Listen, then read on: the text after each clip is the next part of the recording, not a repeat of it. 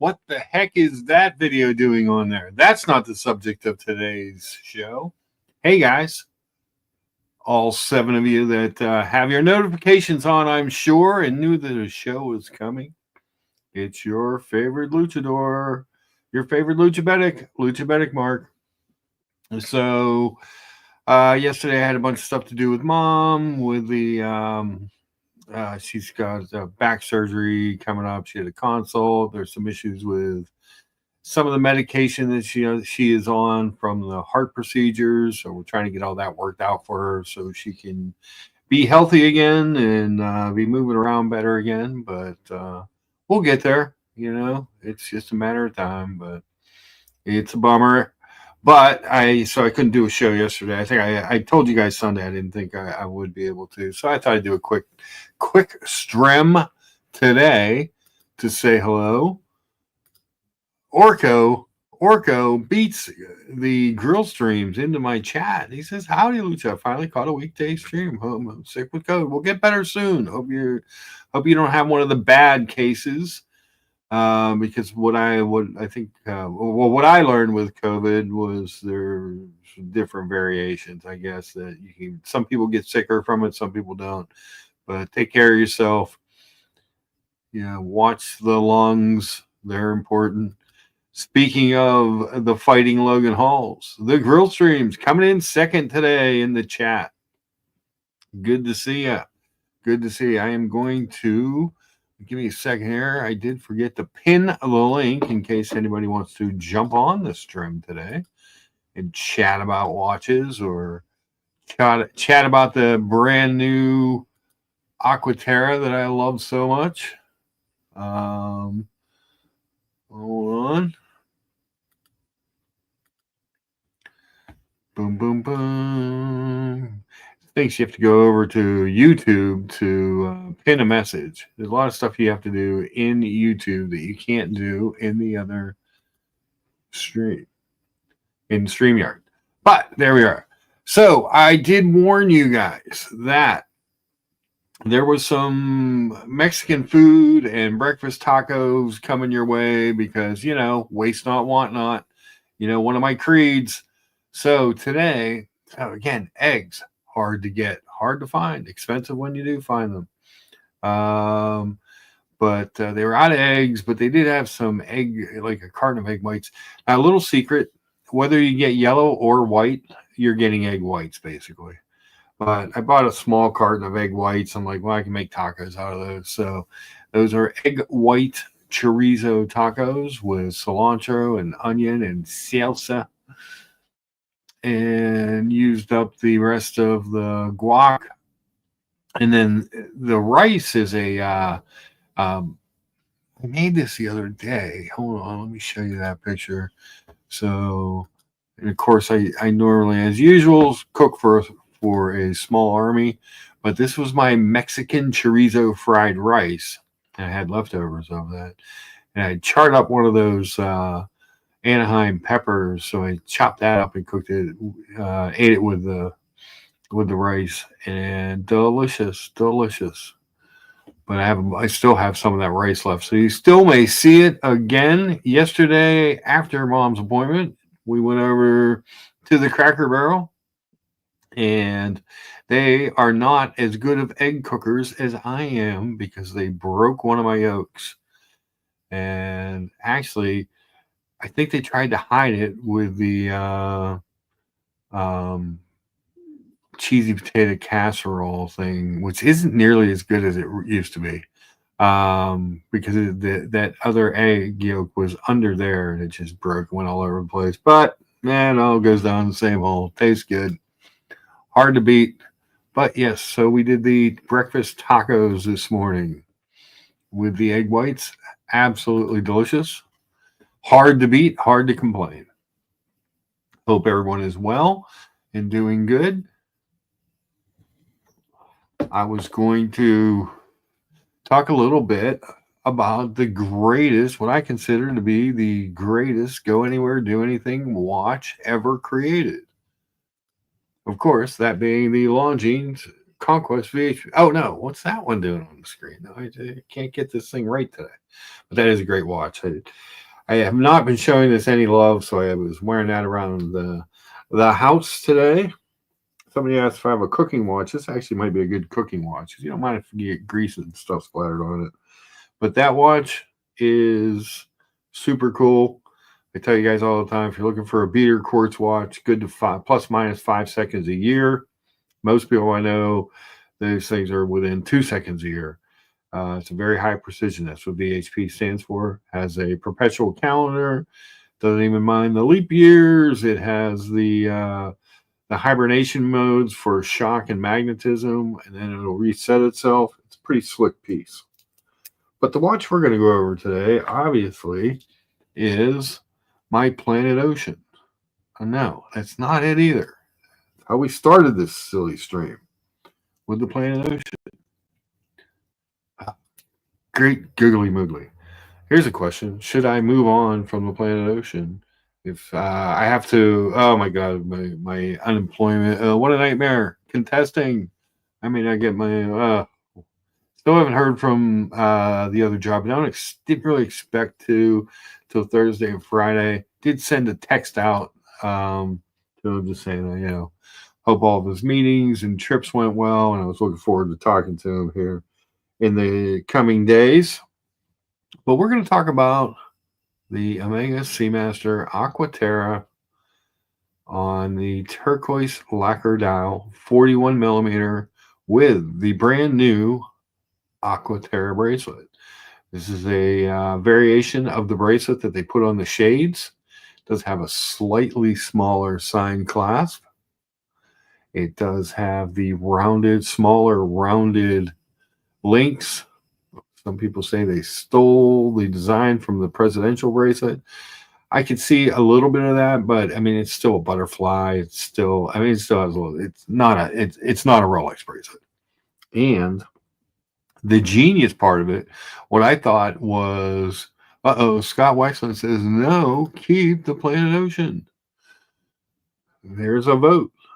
The genius of this bracelet is not even the comfort setting. It's the fact that they made it so light. So the difference in weight, there's like a 50, 60 gram weight difference between these two watches. Now, I won't know one of them is a 600-meter diver. But the Planet Ocean is a heavy watch, and it has a heavy bracelet. What they did with this watch, with this bracelet, and I thought at first did they cheapen it? And no, they were genius in the way they constructed it and the way they made it lighter. They gave it a little bit more taper, and they put in a comfort setting on the dang thing, so you can show it to you. Pop that in, boom, and you get that extra little 2 millimeters of comfort setting, which a lot of people don't like the fact that it creates like a little space there between the bracelet and the clasp, but it's really at a distance hard to tell. You really don't see it unless you're looking at it. These people who do this on a macro shot and stuff, yeah, it's very obvious when you're doing it that way. But in real life, it's just a nice thing. My complaint with the Aqua Terra always was the bracelet. And the bracelet was but the problem with the bracelet was, if you could have a sport class, it's basically, a sport watch. It's 150 meters worth of water resistance. It's stainless steel sports watch. Put a sport clasp on it. But if you're not going to do that, you're going to have to stick to the butterfly. At least give me some sort of micro adjust on the dang thing, which they finally did with the comfort setting. It's not the best solution, but it is something. Orko says the Aqua Terras are sweet. I like the teak dial model. I love the teak dial motif. I had that gray one with the blue for 5 years. I had the green one for a while. I had the summer blue for a while. I mean, and they're beautiful. The bracelet is just ornate on it. So I'm waiting to see if they're gonna, use this bracelet for the entire line. That would be killer in my estimation. I think that would cure a lot of the ills for the watch. But the watch itself, you're looking at a 41 millimeter case. It's just under 48. It's like 48.9 lug tip to lug tip. It does, have a straight drop off of the watch head. So it fits true to the 47.9. It fits true to the 41 millimeter. It is 13 millimeters thick, but that's not too thick. It does have the exhibition back. It does have AR coating on both sides of the sapphire crystal. It has the frame date window at 6 o'clock, which the framing is new. The old Aqua Terras do not have the frame date window, and it has the PVD coating on the hands, the date window, and the indices, which is kind of cool because one of the big differences, aside from the bracelet and no teak pattern between this and a regular Aqua Terra, is that this, like the shades, is a fully polished case. So the two lacquer dials and the Aqua Terra shades do not have the brushing on the mid case. And with this new bracelet, it really sparkles, really picks up the light.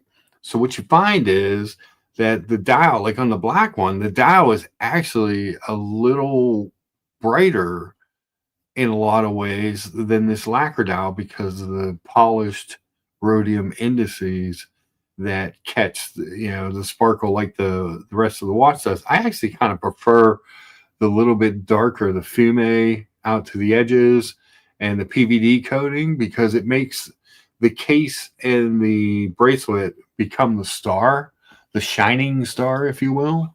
That's where all your shine comes from. And the face is more about the colors, your dial.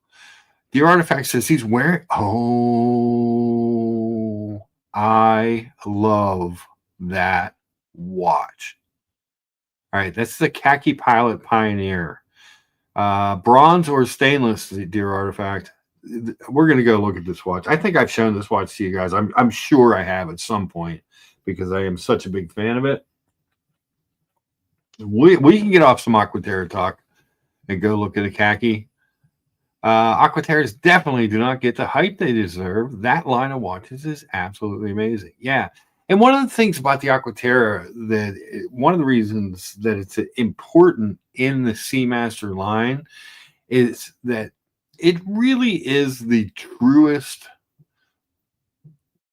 design of a Seamaster, of anything in the Seamaster line, to the original Seamaster. The original Seamasters weren't the 57 trilogy that everyone part of the 57 trilogy that everyone thinks of, along with the Speedmaster. No, they were their first water resistant watch. First watch that had any, the first Omega that had any kind of water resistance were the original Seamasters. And they were kind of three-hander watches that looked, I mean, you could take some of that design language and say, and imagine that that's what an original Seamaster looked like. But one of the things you actually get a lot. All right, before we go look at your khaki, oh, wait, maybe we're going to look at that first. I like the Aviation Pioneer too. Hamilton's khaki line will make you cross-eyed with all the name variations. Yes.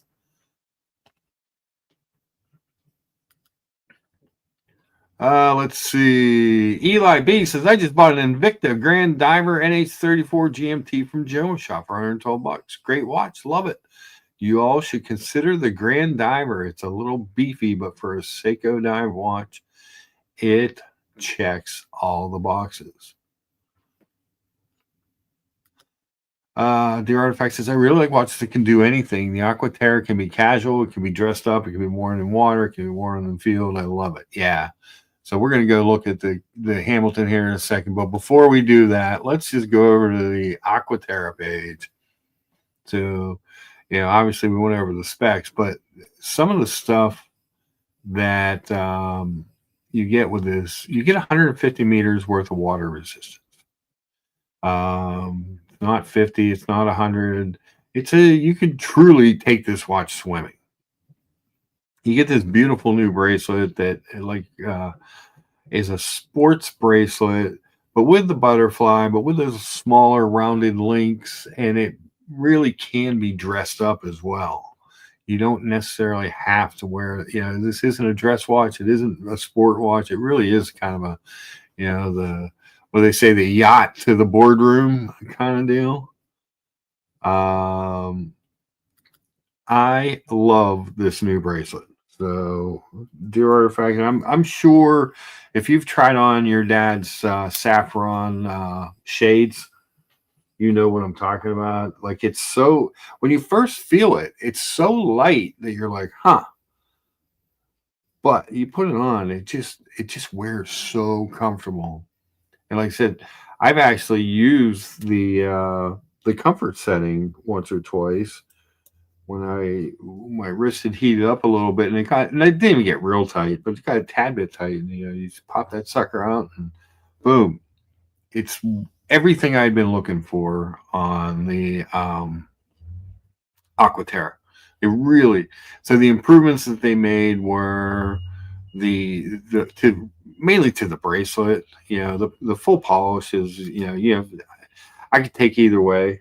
I don't mind the full polish, but the brushing on there, the brushing highlights the lyre lugs, I think, more when you have that kind of brush polish surface. But the brush on the watch, I mean, it is shinier, but it's beautiful.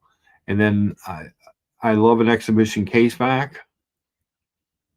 They fixed the crown. So the crowns on these used to be a little tight, a little temperamental. I mean, very tight, very, very tight tolerances on this. It's still tight, but it's much more manageable than the old Aqua Terra crown. The open case back. So again, when you get the open case back, you can see the movement. Is it a handmade movement? No, but is it decorated and pretty? Do my friend mostly my watch friends appreciate seeing it. They're used to it. They don't understand when I show them a watch that doesn't have it. And at 150 meters worth of water resistance, it's not a super thick watch, but it does have 2 barrels. And the 2 barrels obviously important for your amplitude. Your watch runs plus or minus whatever day. So, a coaxial master chronometer is guaranteed to not lose time and to gain no more than 5 seconds a day. Sounds like a good deal. But when your watches are fully run, it's like a Rolex is +2, -2. BW, welcome. I got your email after the show. I didn't realize you sent me that picture, BW. I will have to pull that up Sunday again. We'll talk about the RGMs, but or maybe later today. So 2 barrels. When your watch is fully wound, or when it's kind of coming down to the last few hours of power reserve, your watch can run slower or faster than its normal deviation rate. If it's a single barrel movement. So like if you have a superlative chronometer, a great movement, the Chronergy movement, I think they call it Chronergy escapement, they call it. But single barrel. So you will have times where your watch is running faster or slower than its normal deviation. The double barrel movement gives you a little bit a more steady amplitude. There's a lot to love about the whole package, but you know what might be my favorite detail?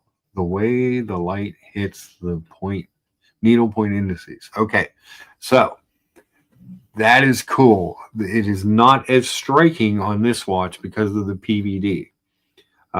You actually pick up more of the light off of the lume on the indices, because they do the gray PVD. You still get some light play. It's just not as stark. And the reason I kind of like it on this one is because the turquoise style could be really obnoxious without the fume effect, without that PVD coating. But it really makes the bracelet star. I mean, the case itself is really shiny, but what really catches the light is this new bracelet. I'm a huge fan. So you get an 8800 movement, which is the standard SMP 300 movement in the smaller sizes and in the shades. So you have to go up to the 41 to get this movement. I don't know why that is, but here's an example of the comfort setting. You can see the L and S here. Basically, you're gonna depress that button and push it in to make it a little bit longer. It's real simple. And it just gives you just enough to make it special. Obviously, the Omega presentation boxes are beautiful. Everyone should experience an Omega presentation box once in their life. And then this picture, but you can see here all the hands, the frame date window, and the indices are PVD coated on this one. And then they come back with a little bit brighter aqua on the minutes, on your 5 seconds on your minutes in the fume part. So it's actually pretty cool. Consider myself a little bit of an Aqua Terra expert, having owned a number of them. Stephen L says, "Hi, Lucha. Do you still have the Zenith Defy Skyline?" I do not, Stephen L. I do not. It was a great watch. It was a little tight on my wrist out of the box. It didn't come with extra links. It did come with the extra rubber strap, and I love the bracelet. But essentially, Zenith was getting on my nerves a little bit because I feel like everything they're doing now is a homage to something. Even their pilot's watches look like Aquanauts. The Defy looks like a Royal Oak-ish. That new rainbow bezeled Chronomaster Sport. I just can't. I just can't anymore. They came out with a Defy dive line range that looks like it's trying to be some sort. It just upset me. It just really, really upset me with the way everything looks. It's hard. It's hard to deal with that stuff, But the watch is great. If you're looking at one, I recommend it if you're looking for a integrated sports bracelet watch. I think it's a great piece. The 10-second counter is a little, you have to be willing to accept the fidget spinner 10-second counter, at 9 o'clock. But it was a fine piece, hard, I mean, the brush, the polish, that's another one that just looks so much better in person, but what are you gonna do? What are you gonna do? You move on with your life. I'm a serial flipper, I guess. Well, I just want to end up with a few pieces that I want to wear every day and that I love. I don't think that's too much to ask. Do you? Let's look in the description. The Seamaster Aqua Terra is a superb tribute to Omega's rich maritime heritage. This 41 millimeter model has a symmetrical case in stainless steel and a mesmerizing color inspired by the ocean. The lacquered turquoise style is accentuated with a black gradient effect and features faceted hands and hour markers with a gray PVD treatment and white superluminova. The Omega logo and date window are also gray PVD traded, matching the transferred wordings in gray and turquoise. Comfort around the wrist is assured through the integrated metal bracelet, which is brushed and polished. Yeah, there is brushing on the bracelet on the outer links, and equipped with Omega's Easy Comfort adjustment system. On the inside, this watch is powered by Omega's coaxial master chronometer, caliber 8900, certified at the industry's highest standard by the Swiss Federal Institute of Metrology, METAS, which means that it's basically amagnetic. It's anti-magnetic. It's chronometer grade. It is master chronometer certified. It does have a screw-in crown and a transparent case back. Yeah, it just says butterfly clasp with comfort setting, but it's a beauty. It really is. You know, like I said, the Caliber 8900. I have it in the Planet Ocean. I have it in this. It's one of my favorite watches. It's a 60-hour power reserve. Beats at 3.5 hertz. And it is a double barrel coaxial escapement. It does have a free sprung balance wheel with silicone balance spring, 2 barrels mounted in series, automatic winding in both directions, time zone function, special luxury finish with rhodium plated rotor bridges with Geneva waves and arabesque. Yeah, it's a nice looking movement for a big time manufacturer movement. I'm sure Rolex has a beautiful movement on the inside of theirs. I'm just never going to take my case back off to see one, as I'm sure most of you aren't. I like the fact that I can see it. I know it makes the watch a little chunkier. I know coaxial escapement makes the watch a little bit thicker, but I don't mind a little bit thicker watch. I just think they've done a beautiful job with them. But that being said, we are going to head over and we want to look at this Hamilton. This watch is screaming nuts good. All right.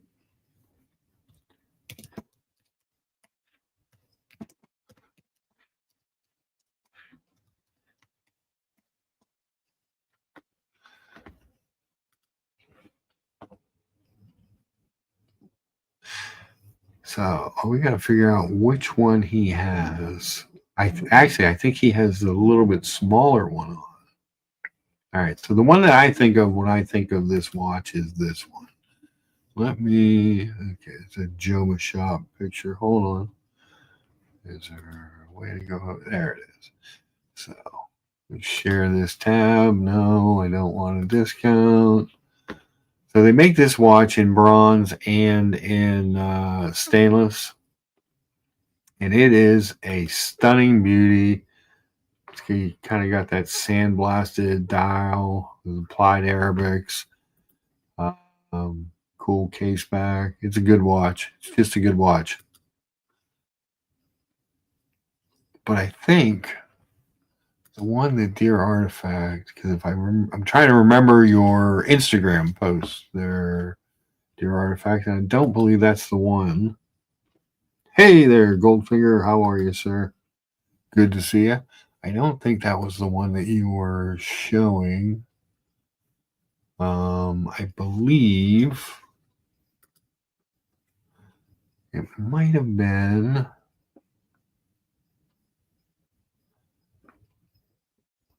Let's see. Might have been this one. Actually, I could just go over to the.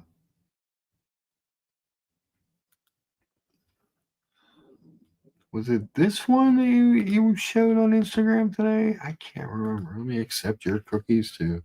Let me go over to Instagram and pull up your story because I do remember. Hold on. This watch.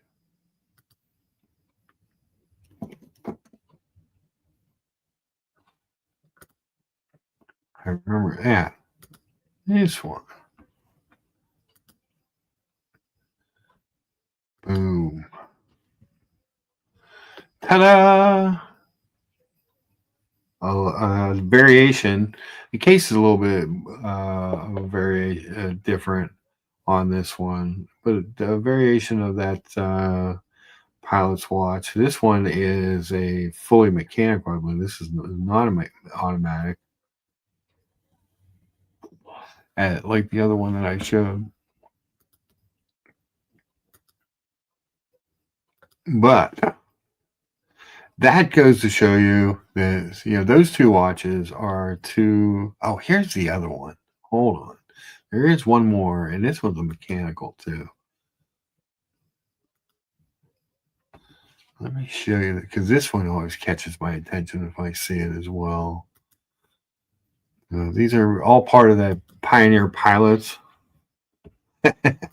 Only tiny wrists are allowed. Orko says, I love that hammy. It's very quirky. Yes. This is the other one that I see. Now, this one has a rotating bezel and is a mechanical, not an automatic. It's got the big pilot's crown, that kind of pebbly finish. I believe these are not applied indices on this one. I believe these ones are the painted. There's your exhibition case back showing your manual wine. Nothing special, but hey, it's nice they do it. Leather strap. That's another Pioneer pilot. That one, I believe, is a big wrist only one. Let me go see if I can find the specs. If they have the specs on this thing in here. On the Jones, yeah, that's a 43. They don't show the lug to lug, but I believe it's pretty long. I believe it's around 51. ETA 6498-1. 100 meters of water resistance. Nice. There's Hamilton makes cool watches. Good looking stuff. But that one is good. That one's probably my favorite in the line.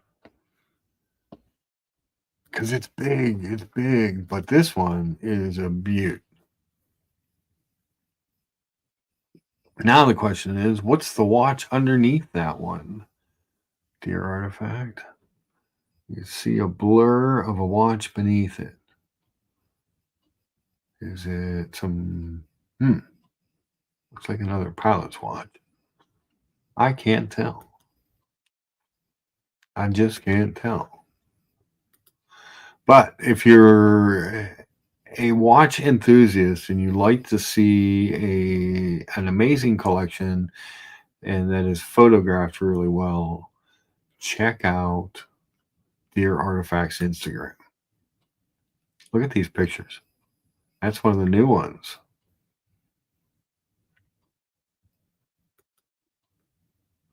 The Le Mans.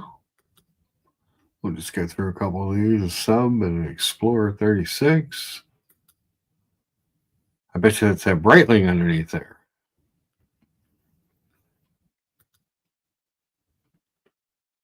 Right, yeah, he did say it.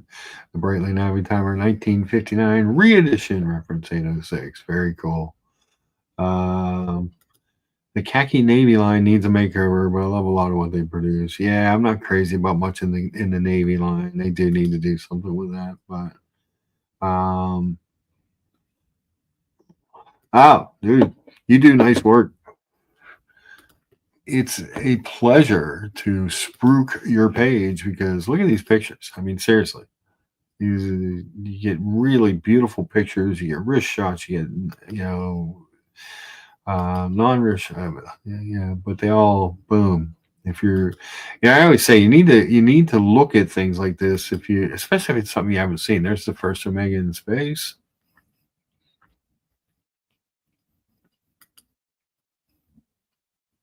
Ooh, the top 9. Dang. Is that in any particular order or? It looked like the Le Mans was on there twice. It was so good, it got voted on twice. Very cool. Very cool. Yeah, check out Dear Artifacts Instagram. Amazing pictures of watches. If you're a watch enthusiast, you want to see great collections of watches and you want to see great pictures of watches. That's they between Dear and Father Artifact, their watch collection is absolutely amazing. And they're kind enough to share with us their unboxings and such. And like I said, on the Instagram page here, you get all these pictures. It's pretty impressive stuff. I like it. Unlike me, this who just floats through these things. So he spent like a hour and a half on the phone today with the people at the Pennsylvania Department, whatever, the unemployment office. Ugh, what a nightmare. Trying to get your money. The rat bastards. We'll see. She said she fixed some things on my that were wrong on my app, which he was very nice. And anyone I've ever dealt there has actually been very nice. So it's hard to complain about that part. But the online registration in the system, it seems to create errors that are just unfixable on your side, on my side, Then you sit there on hold forever to get a hold of someone. You try the chat function, it doesn't work. They said, email us and we'll get back to you within a day. That is not true. Well, I mean, it's true. I got an acknowledgement of my email, but that was about it. Just a bad deal. Bad deal. No one likes dealing with government bureaucrats, says Orko. I know. That's why we're getting rid of all the bureaucracy. We're moving on. We are moving on from bureaucracy. But yeah, check out Dear Artifacts page. Really cool stuff. Let's see. There was a picture. Just want to scroll down here real quick.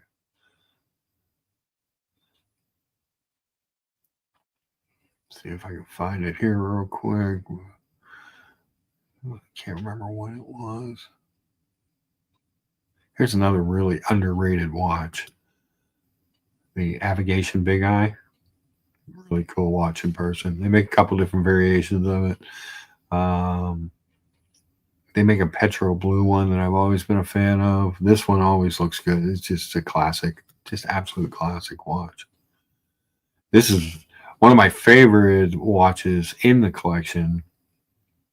I just think this is brilliant looking. This chocolate dial, date just, the fluted bezel and the Jubilee two-tone. Hard to beat. Hard to beat. But there was a picture. It may have been a long time ago. Here we were talking about the shades. Here's the Aqua Terra shades. Now this is the same bracelet, but it does not have the comfort setting. So they hadn't put that comfort setting into that bracelet yet. Here's a better picture of that saffron. Look at that dial. Those indices are just beautiful on that watch. And that one's going to have the full polish effect, which on that dial really works. I don't know that the full polish on the Turquoise would work, but I don't know. Probably passed it, didn't realize it. But anyway, to that end, there's really, really good pictures that he takes of these watches. There it is. Look at that picture. It's a beautiful picture. Boom. These things, we get caught up sometimes in the hype and in the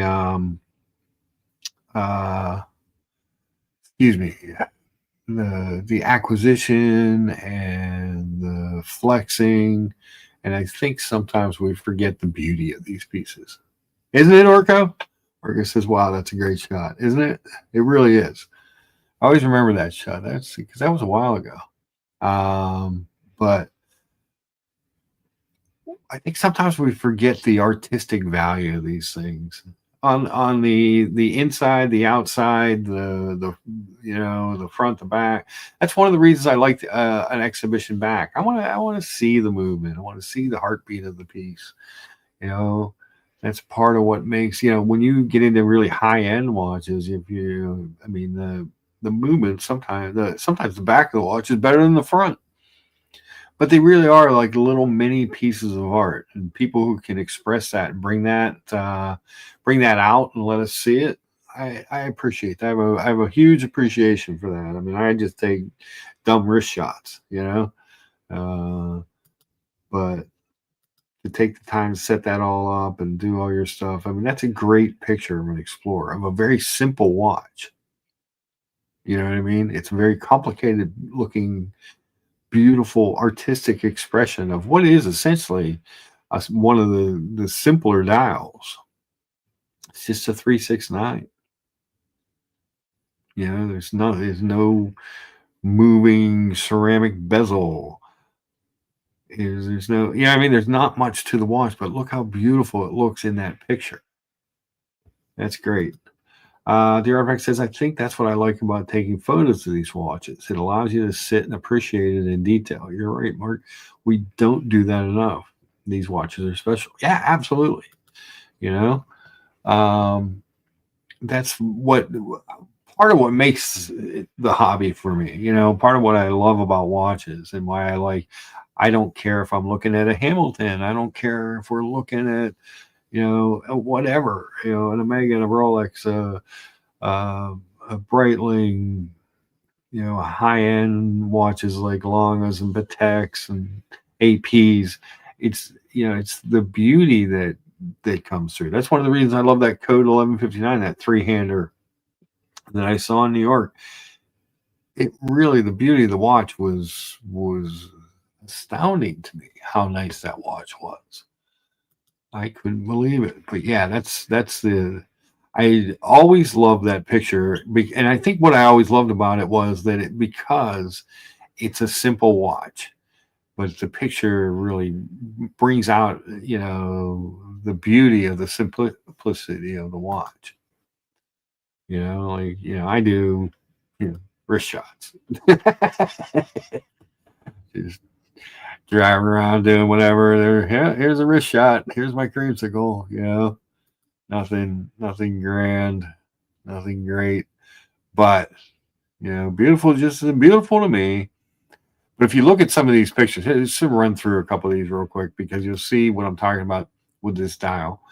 So with this dial, there isn't a ton of shine coming off of it. It's much more muted than you would expect from a turquoise watch with the fume effect, and it changes colors. It's the other thing I like, depending on the light. So those two, it kind of looks the same. Oh, there's a breakfast. But there, it darkens. It's more of a deep turquoise. There's more of the fume effect you can see on the edges. Really just depends on the lighting. But you see how you get a little bit of shine off the tips of these indices, and a little bit, depending on the light on the date box, but it's nothing. It's not super shiny. As you see here in the little video.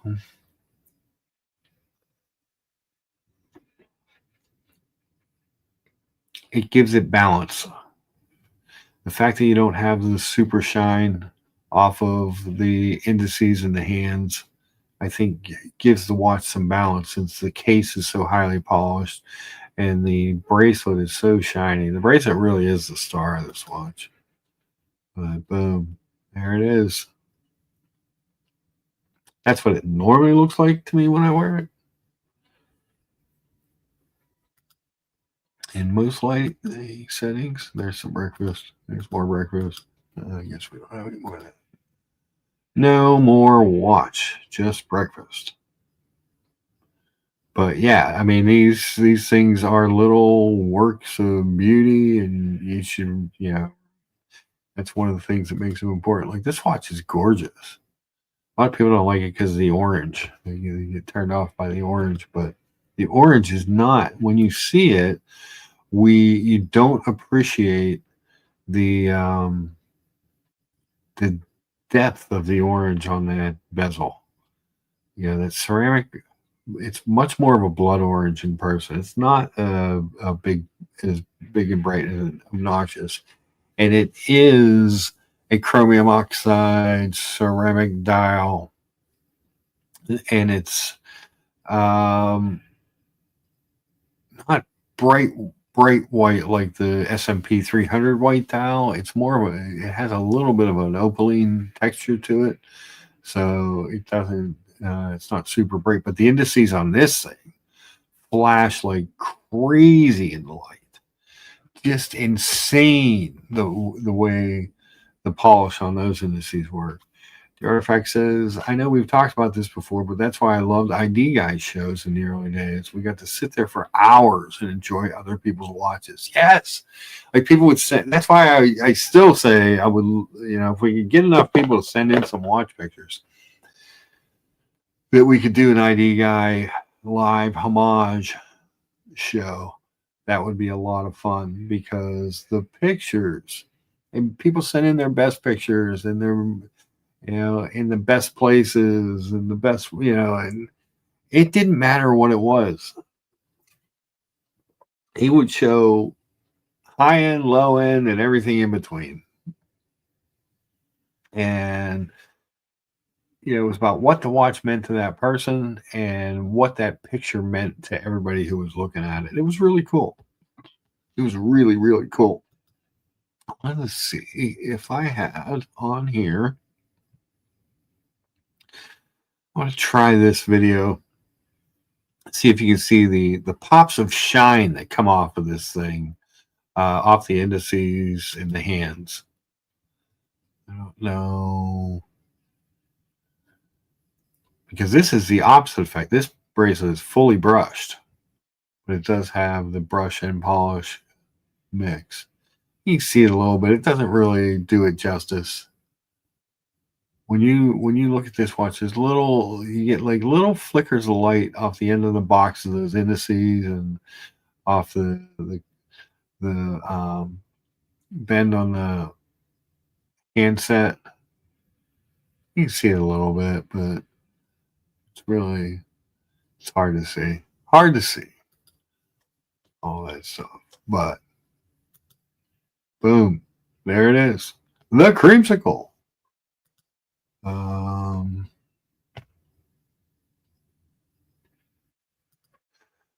The artifact says it's the only watch show I've ever watched on YouTube where you see watches you never even heard of before. That's what I enjoyed about it. Yeah, you would see. I mean, you might, you'd hit a section. There'd be, a lot of stuff you'd seen, and then all of a sudden there'd be like some weird version of like a glycine airman, I never saw before. Like weird stuff would pop up. You just be like, well, that's cool. That's why I'm not like we talk about this all the time. I try and be a 10 grand under guy on my watch purchases, but I'm not like a hype guy. I don't buy things for the hype. It's not my thing. I've never been about watch hype. I'm about the beauty of these things. I think they're cool look. I see people wearing their Apple watches, and I get it. It does all kinds of stuff, but it doesn't do anything. Like there's no emotion to it. There's no beauty to it. It just looks like a watch, or like a computer on your arm. Like you shrunk down your phone and put it on your wrist. Oh, BW says, I owned a Glycine Airman. It was cool, and I wish I still had it. I'll see if I can find a pic. Yeah, that's a great watch. But these, that's the type of thing that the artifact was talking about. The stuff would come up. There's watches, like, there are times, like, if I fall asleep watching a YouTube video, and I kind of wake back up, and one of his shows will be playing. One of his old shows will be playing in the background. And I'm still astounded by some of the watches that you see on there. Just really just beautiful stuff. So yeah, the creamsicle shares a movement with this, the caliber 8900, with the quick set hour, the time zone function, with the double barrel coaxial escapement, the master chronometer. This one's good to 600 meters or 2,000 feet. I've always said if I am below 15 to 20 feet of water, I have died. Feed me to the fishes. Someone come get my watch. Because I'm dead. So I went and I met. Oh yeah, this what's also cool about this the fully lume bezel is so badass on this watch. This is not a great. It's hard to get a good picture of it with your phone, but it is so badass.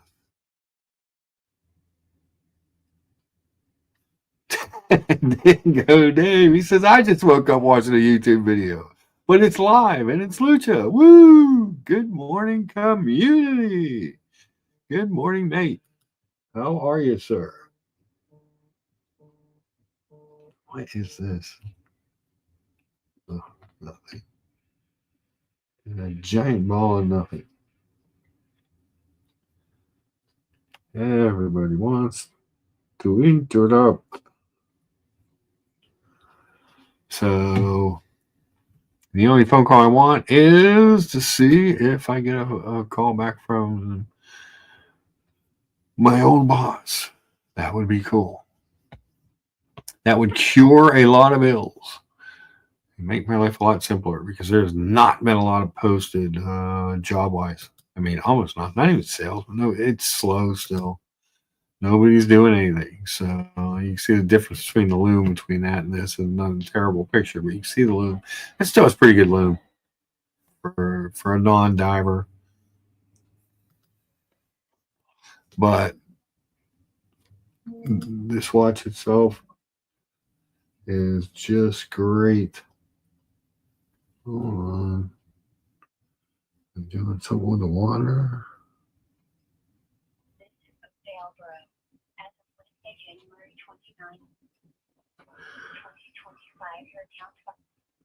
What the fuck is that? I'm trying to save me money on my gas bill. Yay! But these watches are gorgeous. You know, and there's little details that make them that make me happy when I see them. And I don't care if they're expensive or inexpensive. I want to see your watch. I love watches. I love looking at them. You know, even here's a picture that OC sent. You know, you got a Cubidus, you got an RM, a few Rolexes. They're all beautiful in their own way. You know, I mean, you could make an argument for every watch in that picture being the best looking watch in that picture. You could say that Mathis's Explorer 2 is the most rugged watch. The fixed stainless steel bezel, the orange GMT hand, or the fully brushed bracelet make that watch. You can make the argument that OC's Datejust in that silver blue, that silvery blue has just been copied by everybody. But the mix of brush and polish and the bracelet, that's another one. The bracelet is just amazing on.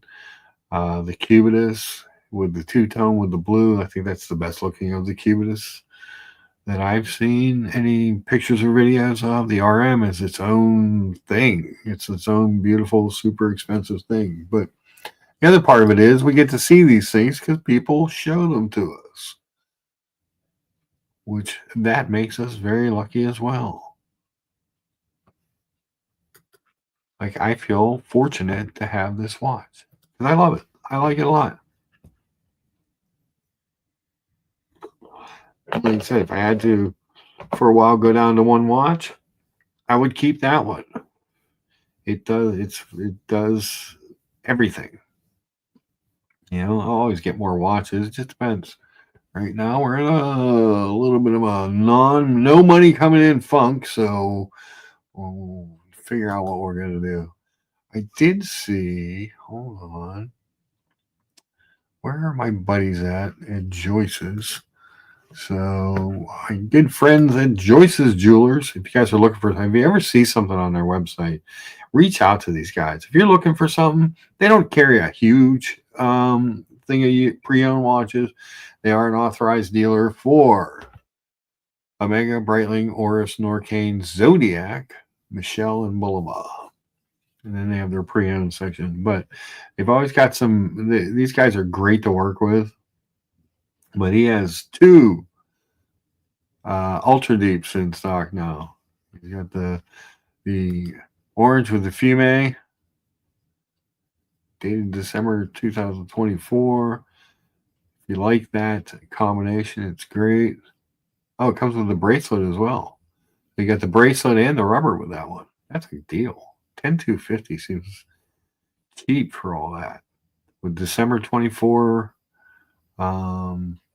card, and I'm sure that they sold it new, and I'm sure they've got a couple guys that are like serial buyers. They buy stuff, try it out, barely wear it, and move on. But yeah, with the bracelet and the rubber on that, because that would be expensive combination to get. At 10250, that seems like a deal, and I'm sure they'll work with you on that. That's pretty slick.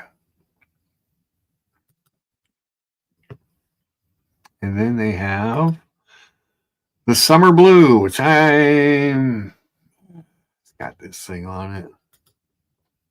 So I'm not crazy about that Omega was here thing, but what are you gonna do? Hold on 1 second, guys. You seem to have received a bunch of notifications or something.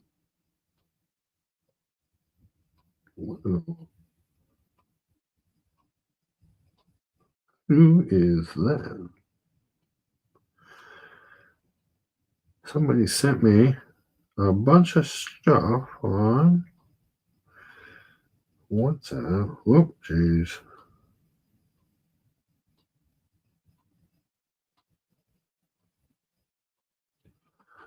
All right, let me see if I can send these over.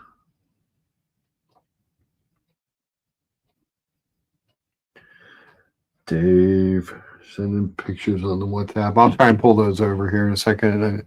I want to totally stop the show. I do love the clasp on this watch, however, over the standard Planet Ocean and or SMP 300 class. It's cool. I'm not crazy about this goofy drawing on this one.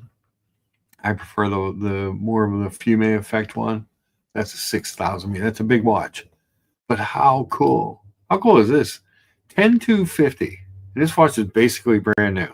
You know, they don't sell junk there, but you get the bracelet and the rubber, because that rubber strap probably cost you $800 from Omega. That's a deal, even at that. And like I said, I'm sure they'll work with you on it. You have the hippocampus on the back.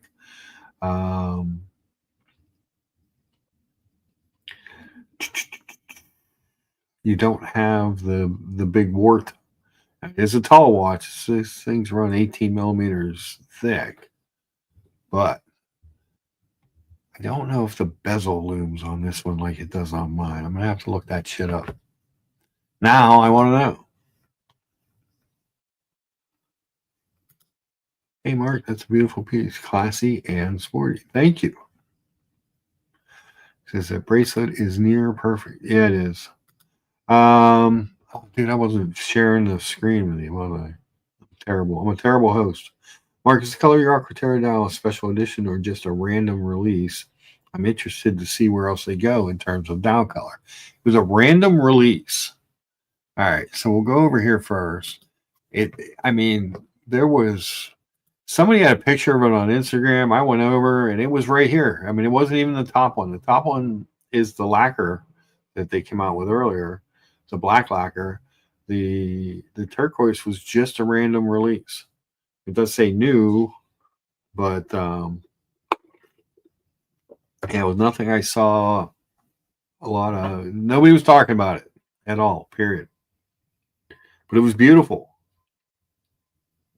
And I just really, I remember when he came out and I put the Instagram post up with the picture and just said, hey, dear Megan, take my money because it was that cool looking. Yeah, I wasn't showing their website, so sorry about that. So here's uh, the orange and gray, kind of fume gray to black, ultra deep. Really good looking piece. But you get both the bracelet and the rubber with this one, and a 1224 card. That's pretty insane at that price. Because the summer blue is 12 grand, 1750 more with just the bracelet. Which the bracelet's really nice on this. I was actually saying I like the clasp on this bracelet better. I like the design of it, the look of it better. But it has that. The summer blue one has this crazy kind of drawn on image. Omega was here, yeah, the little secret piece. I don't know if I'm crazy about that, but what do I know? I think that's something that's like cool for a minute. That's another one with a December 24 card. They are an authorized Omega dealer. Like I said, they have a few guys that buy and sell. Like they want to try everything, and so they go through some of that stuff pretty quickly. Still got the Grand Seiko. Still got the Frank Mueller. I've seen this watch in person. It's really nice. Like these Frank Mueller watches are really intriguing to me. Some of them really, really nice pieces. I'm not sure. I don't think they have a year on this one. Yeah, it doesn't have a year on it, but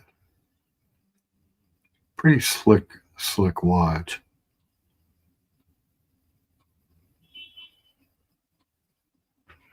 If you're into that type of thing, a lot of people want to try something, that kind of shape and stuff. I mean, it's 6,500 bucks versus buying a Richard Mille to see if you like that kind of shape. Here's another watch that's absolutely beautiful.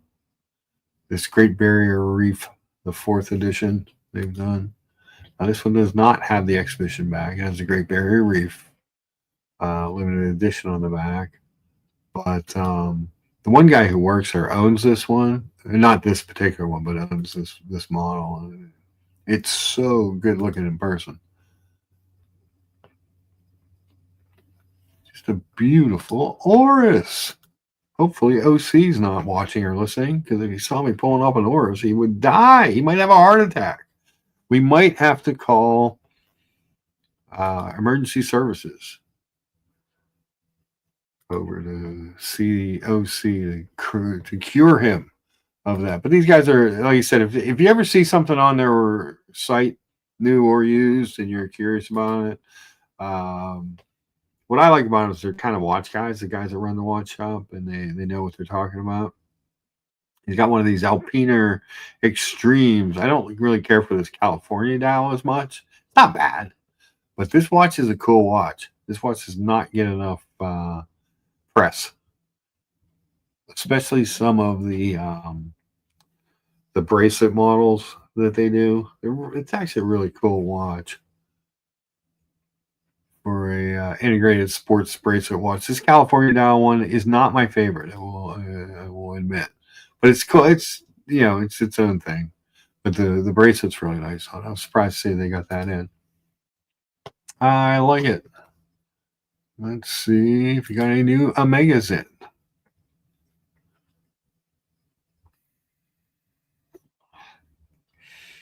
Kind of looks like the same stuff.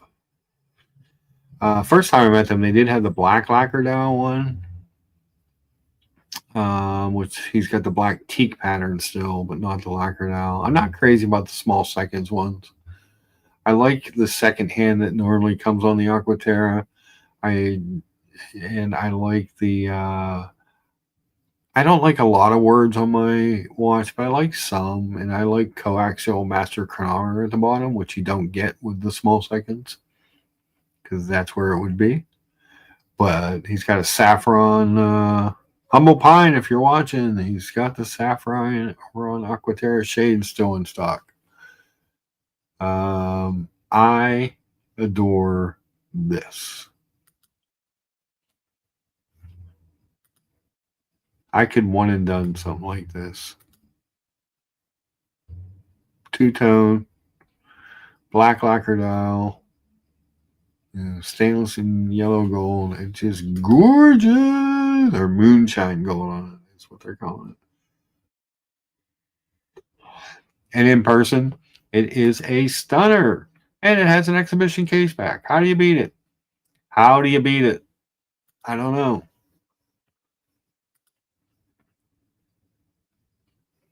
Dingo says, hey, I have an Oris. Damn, I've got two Oris. Don't tell OC.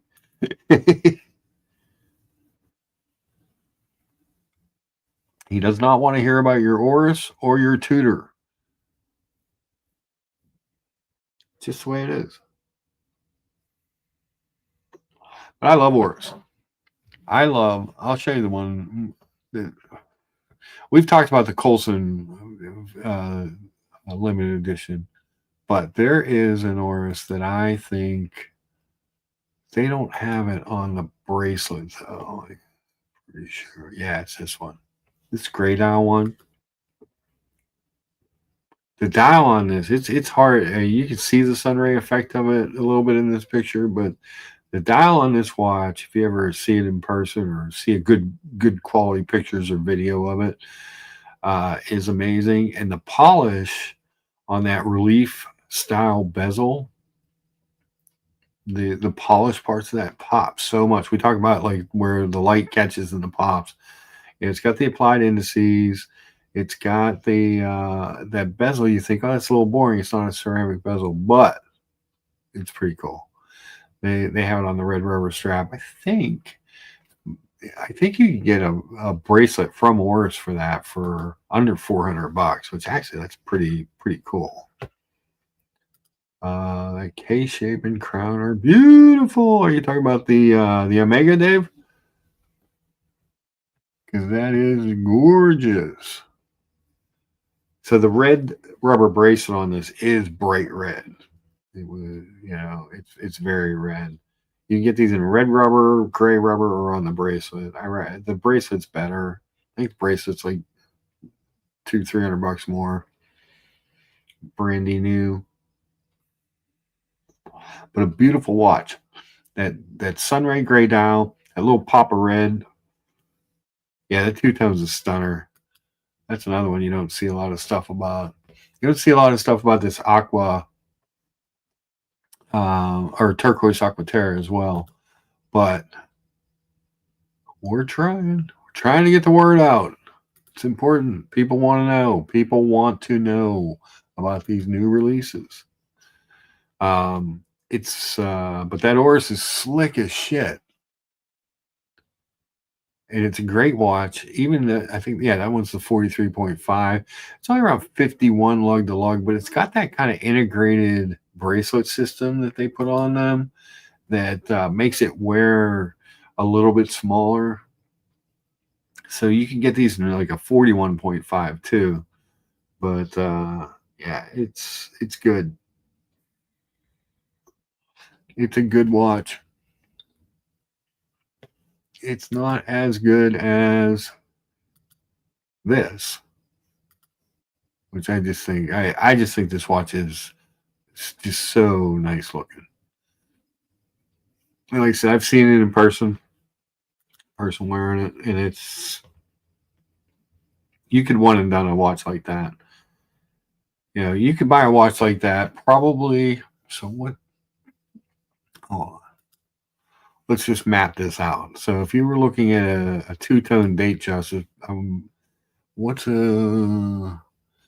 look up the equivalent two-tone date just.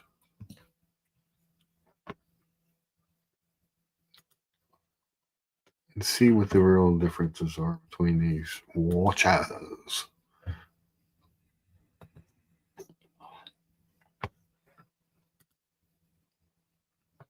Datejust. Let's share that tab. All right, so here's your Datejusts. Beautifuls. It's a great watch. I have one. I'm not a crazy big fan of the Cyclops, but hey, it is what it is. We want a 41. We want two-tone. We're just going to match this up. So we're going to go with a smooth bezel, which I know everyone's going to hate, and I did that. But I want to match it up as least expensive and as similar between the two. So would that be a Jubilee then? Or an Oyster? I think the Jubilee looks silly. I think you can do an Oyster with either bezel. I don't think the Jubilee works with a smooth bezel. We'll do a oyster bracelet. Let's do the black. Boom. Discover. All right, so that watch is 14.7 new. And you'll get all kinds of shit for it because it's not on a Jubilee and it doesn't have a fluted bezel. What the hell? Oh, there it is. Okay.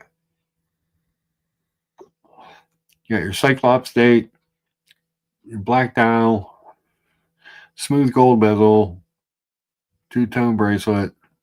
Beauty. 14.7, almost 15 grand. So let's go back over to this watch. So 14.7, and how long is it going to take you to get it?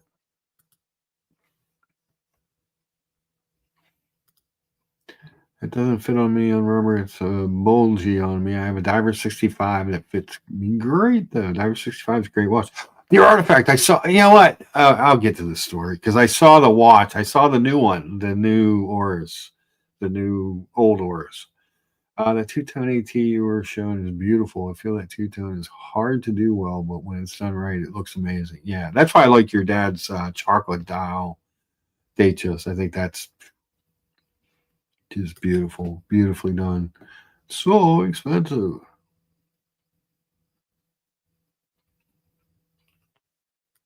He says it'll be 15.4K when you get it. Yeah, so you're starting off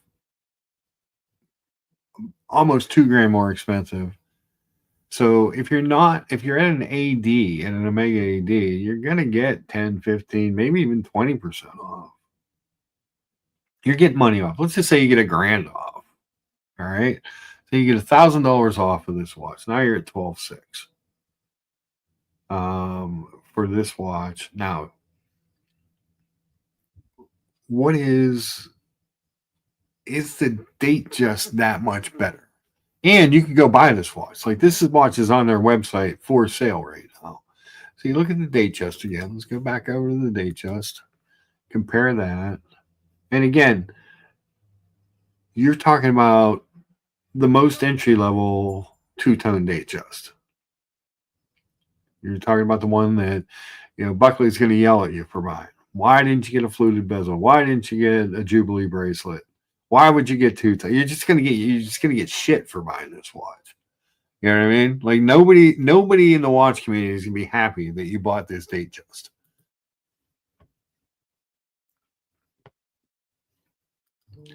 Dear Artifact says, I gotta say, I prefer this configuration of the Aqua Terra to the comparable configuration of the Datejust. Yeah. I think the bracelet's better. Because that has the new bracelet, it has the comfort setting, and like I said, no one's gonna be happy that you bought this watch. Everyone is going to say that you fucked up. So you're going to spend, almost 2 grand more, and people are going to say, well, actually almost 3 grand more because you're going to get a discount on the Omega. If you do it right. and go to the right place. And the black dial, yeah. So dear artifact, I like the black dial in this one better. I like the indices better on this one. I like the lack of a cyclops better. I like a 6 o'clock date. I think it's proportionate to the dial. I like the bracelet better on this one. And if I bought this one, people may not be, ecstatic that I bought it, but they're not going to say, you bought the wrong one. So if you go back over to the Rolex, all right, and you decide, well, I'm going to do it right. All right. So you go back over, go to the day chest. We're going to configure it the way it should be configured, let's say, according to most. Maybe. It's going to let me push the button. There we go. All right, so we're going to go 41. Yellow Rosler. Fluted bezel. Jubilee style bracelet. Back to our black dial. This is going to look better than the first one we put up. And now you're at 15.5, and whatever I don't know when the price increases go in. So the watch is probably 16 grand here in a month or so, whenever the new prices come in. And people will be much happier for you.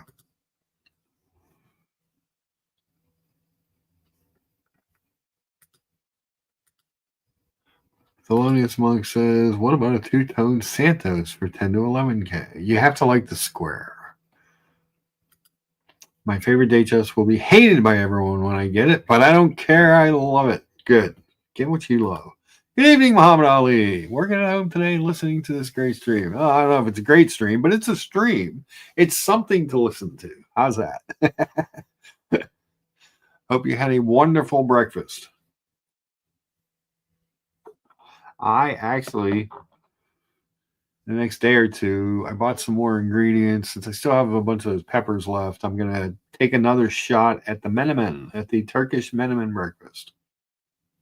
So we'll see. And I got some bacon and sausage too, so probably do a traditional American breakfast with some home fries. Maybe we'll do that tomorrow. Because the menemen you could actually technically do for dinner or breakfast.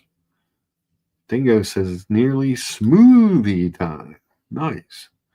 All right, so dear artifact, I need to go to the Oris website. So I went and met one of our, let me accept the cookies. Jeez, oh Pete. One of the esteemed members, kind of a background guy. He comes out a little bit here and there, but in the chat. But he's not like a panel guy, so I don't want to out him on the stream or anything. But local guy that watches the streams, and every once in a while we get together for lunch or something, or just kind of meet and hang out. And we went over to the new Watches of Switzerland at Ross Park Mall in the North Hills of Pittsburgh. And first off, Jesus, people just know nothing. They really know nothing. It's crazy how bad their watch knowledge is. They work at a watch store. They're selling watches, and they're not good salespeople. I'll get into that as well. But first and foremost, they had this 60th anniversary edition Oris in the case there, dear artifact. So I asked if I could see it, and because they have Omega, Oris, Doxa, Tissot, Ulysse Nardin, Cartier, and stuff, So, but this was actually, I took a cursory look around the place. This was the first watch I wanted to see. Good evening, Russell. How are you, sir? Good to see you.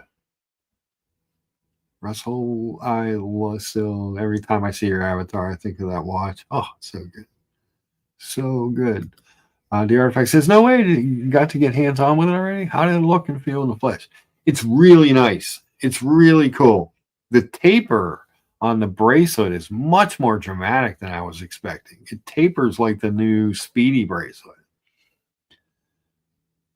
And so I put it on, I'm looking at it. They've got mirrors all over the place. You can take a pic of it, or you can't to take a peek at it, see different angles and stuff. It's really a nice watch. Really different, really cool, really retro looking. But it doesn't. I tried to take a picture of it, and this lady flipped shit on me because I wanted to take a picture of it on my wrist to show you guys. I'll send you material. You can't take pictures in here. I was done. I was done at that point. That pretty much just did it. Did me in. I mean, I wanted to take a picture of a fucking Oris Diver 65, 60th anniversary edition. I wasn't trying, you know what I mean? It wasn't like some secret or anything. I mean, I was astounded. And, and then, so, guy comes in with his wife, and sales guy walks over, and I'm standing there watching this, and there's like hives coming out of me because he's just so bad. The guy's like, I want to buy a watch for my wife. He was Asian, had a little bit of an accent, but not bad. Totally understandable. You can tell he'd been in the country for a long time. He says, I want to look at a watch for my wife. And the salesman's just looking at him, not asking there's no probing questions, there's no qualifying, there's nothing going on. It's just bothering me as a salesperson to watch a bad salesperson. And then he's like, well, maybe, he kind of hemmed and hawed. He's like, okay, well, what did you have a brand? Instead of being like, oh my God, did you come to the right? Because the first thing I would have said was, hey, that's great. Boy, you guys came to the right place. Because not only do we carry Cartier, which I know a lot of the ladies like Cartier, but we have Omega and Breitling and Tag Heuer. And, I would have been just like naming brands until he said something. So the guy said, well, maybe an Omega. So he walks over, and they do have a few ladies' watches in the one cabinet. He goes, well, here's our ladies' watches. And then he doesn't say anything. And the guy's just standing there. He's like, the guy's like, well, I want to spend between 3,000 and 7,000 or something, whatever it was he said. Now me, I'm like, look, we have these ones that are predominantly ladies' cones. So you did say Omega. So, but I also want to show you some of these Aqua Terras in the 38. We have some of the shades models. I also happen to have this brand new turquoise model in the 38. Like do something, get them excited. How many people walk into that store and say, I want to buy a watch? Like how, what, I was dying. Like the guy that the guy that I met there, he was kind of laughing because I think he could see like my body language. Like I just wanted to go over and take over the sale because I was just like, sell them something. Do your job. Make them want something that you have. But that being said, it was a terrible experience to watch this of Switzerland. But that being said, I'll wait till my guys get this and to see it. Get you some pics of it. The watch itself is really cool, dear artifact. I really, really liked this watch. I don't know. This is the Oris website. I don't know how many pictures they have of it. If they do, I really don't do a ton here. But the bracelet has a ton of taper to it, and it's got the retro vibes. We talk about the retro vibes. See if this guy turns his wrist over. Oh yeah, he started to show it. And they don't really show it that much. But the taper on the bracelet is amazing.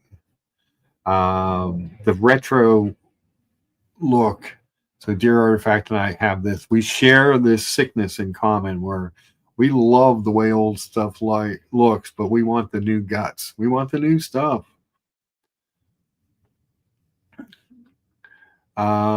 It's just crazy. Yeah, Orca, unbelievable. Yeah, I couldn't take a picture. I know. How dare I ask? How dare I try to take a picture of a wristwatch on my wrist?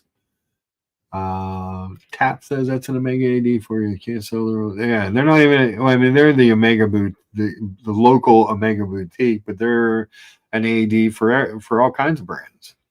They're just. I was just shocked. I mean, the first thing I would have been, when the guy said Omega, I would have made, would have shown a couple of women's watches, but I would have been showing them those 38 millimeter watches. I think they had a 34 shades in one of the case. I mean, there's all kinds of stuff to show this guy to see if that she responds to any of this. You also have Cartier over on the other side. You have Tag and Breitling, which they had, smaller, you know, quote unquote women's size watches. You don't know that maybe she's a woman who likes a bigger watch. She wants something with some presence. You don't know. You just don't know. But this watch, I freaking love. It's really cool. It's really retro, and that crystal is sick. The crystal on that Deer Artifact is sick, and the distortion you get off of it at different angles of those big numbers is just amazing. It's just amazing. Artifact says one of the coolest divers on the market, in my opinion. Very unique and doesn't look like anything else. Now, that and that Zodiac with the triangle, those are kind of cool looking. They're different. Artifact says, I love the sub, but how much you want to bet that a non-watch person would find this source much more interesting than the sub? I'm sure. I'm sure they would. But yeah, I was just like, I don't know if he ended up selling them or anything or not. I didn't want to stick around, but I'm going to show you the watch. And I think he's maybe even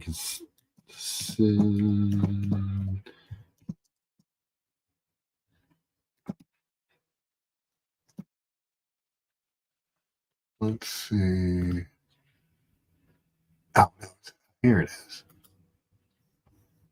Let's go see this. Let's visit that. So they do have Louis Erard there.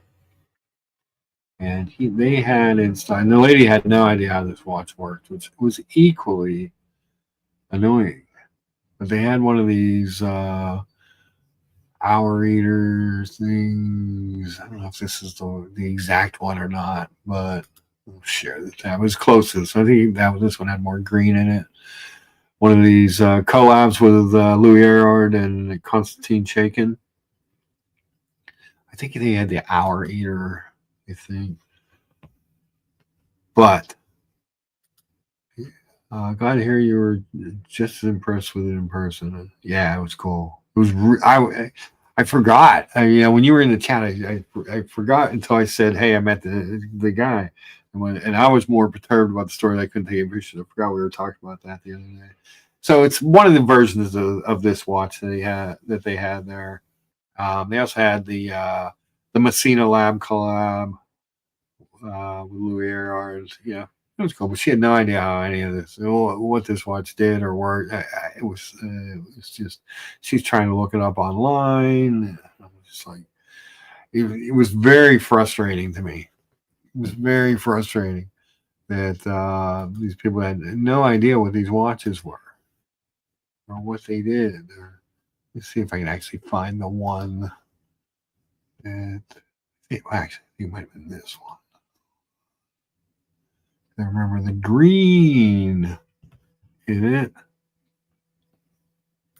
See that one? Might have been this one with the green. Let's share this tab. It's a cool looking watch in person, and they're all cool. I like watches. You know what I mean? So, like, for me to go to a watch store is fun because I like to see watches. That lady did it, like, with the picture thing. I was just like, what? Are you fucking kidding me? They have their little analog shift used watch display in the middle. There wasn't much in there that was interesting. But like I said, you get somebody comes in. I was just so person walks into your establishment and says, "I want to buy a watch for my wife," and his wife is here. She's there. So it's not so you got to assume that he really wants to buy a watch for his wife. He looks like a guy who could buy a watch at a cursory glance. Not that you can just size everybody up for certain, but and he mentioned Omega.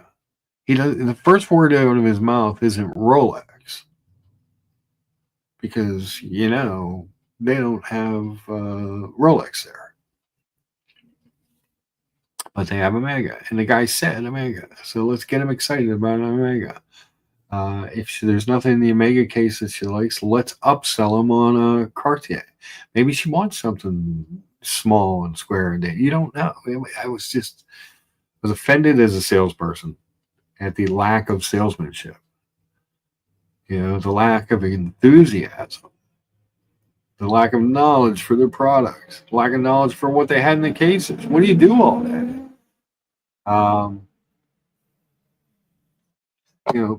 You're a salesperson. Okay, so if you come to the car lot in the morning and you just go sit at your desk, you have no idea. You've done yourself a disservice because you're not the only car salesman there. So you may not know that we took in something on trade. So the first thing I would do in the morning is I would just do a quick walk of the used car lot, see if there's anything new over there, anything I need to get familiar with, if there was anything that I needed to learn about, if there was, that type of thing. Next thing I do, I take a walk around the new car inventory because I want to know where everything is. I should know basically the knowledge of the cars. I should have a basic general knowledge of what the features are and what the differences are between a Laredo and a Limited and whatever, a Sahara and a Rubicon, whatever it is. I should have the cursory basics of that, but I needed to know where these cars are. Is there anything that looks like new or neat that came in?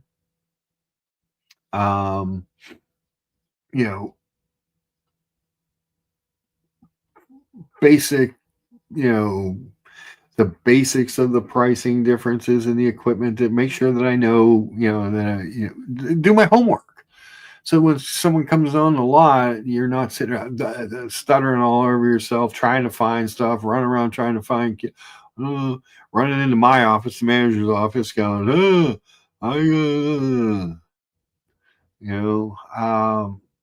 where's this? Where's that? I can't find.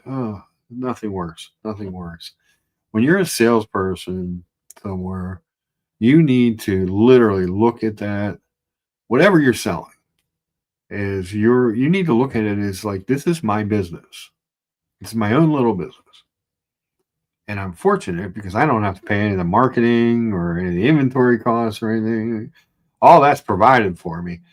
So what do I need to know? I need to know the who, what, where, when, why, I need to know where the things are. I need to know what we have. I need to know the differences between stuff. I need to know how to set the Louis Erard Constantine Shaking collab. Yeah, that type of stuff. I don't need the guy that you wouldn't let take a picture of Norris knowing more about the watch than you do. That's not good. And you're going to run into customers that know more than you, and that's fine. With a person like that, and you're like, geez, well, thank God you showed up today. You know more about this than I do. Compliment them.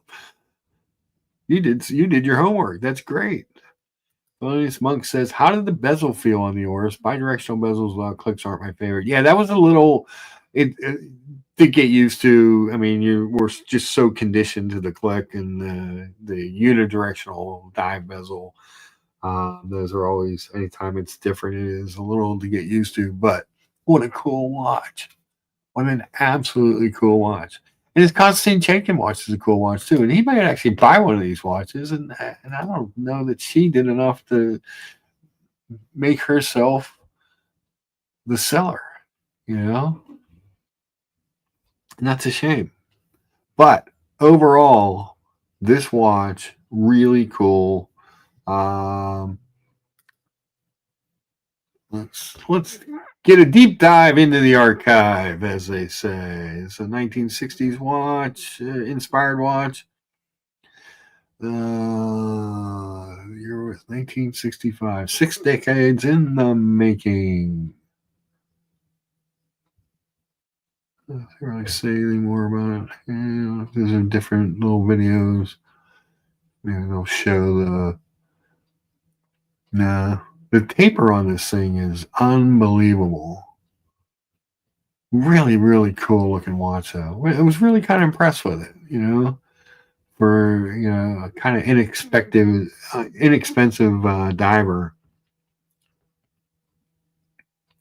Um, Orca says, unfortunately, there's a lot of people going through the motions these days. You don't have any passion or drive. Yeah, like these people don't care about watch. They weren't even wearing watches. There were 3 people in there. None of them was wearing a watch. How is that allowed to be a thing? I usually spin a bezel if I accidentally move it off center.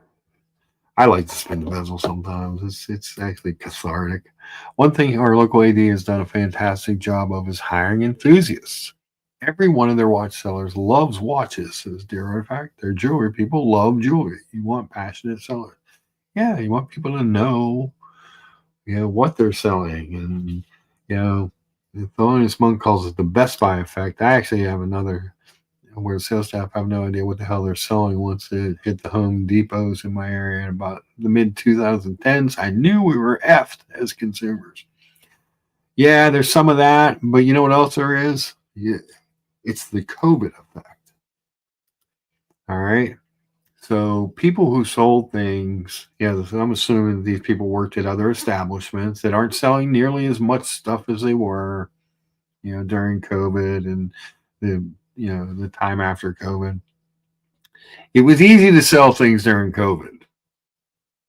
Nobody was a great salesman during COVID of like high-end goods or cars or like that type of thing, appliances. There were no great salesmen at that time. There were people who were probably good salespeople, but you didn't have to be. Nobody had to be a salesperson. People just bought what they could get. Like if you were selling high-end watches, people were just buying them. If you're selling cars, people weren't super picky about their options and colors and interior choices because they couldn't be. There was a shortage of things. So they with the shortage, and the shortage outlasted the crisis. So you have people like who got into sales, during or just before COVID that thought that selling was easy. They didn't have to do anything because people just came in and said, "Yes, I'll take it." That's great. It's not real world, but it's great. I appreciate it. But like the Thelonious Monk said, I love the sound of a good bezel. It's one of the things that I like about the Planet Ocean over the S&P 300 is the coin edge bezel. Easier to operate, has a better sound, a better tactile feel, absolutely no backplay on it. It just works. It's just so, ooh. There's just times you want to spin your bezel. Dingo Dave, my advice to you, spin your bezel every once in a while. It makes you feel good. It's a good time feeling. Get a bezel you like. Get a watch you like. This watch, cool as shit in person. just really, really, really cool. You can kind of see it's a really dramatic taper on the bracelet. I could take or leave the faux rivets on the bracelet, but really excited. It was really exciting to see it. It was literally.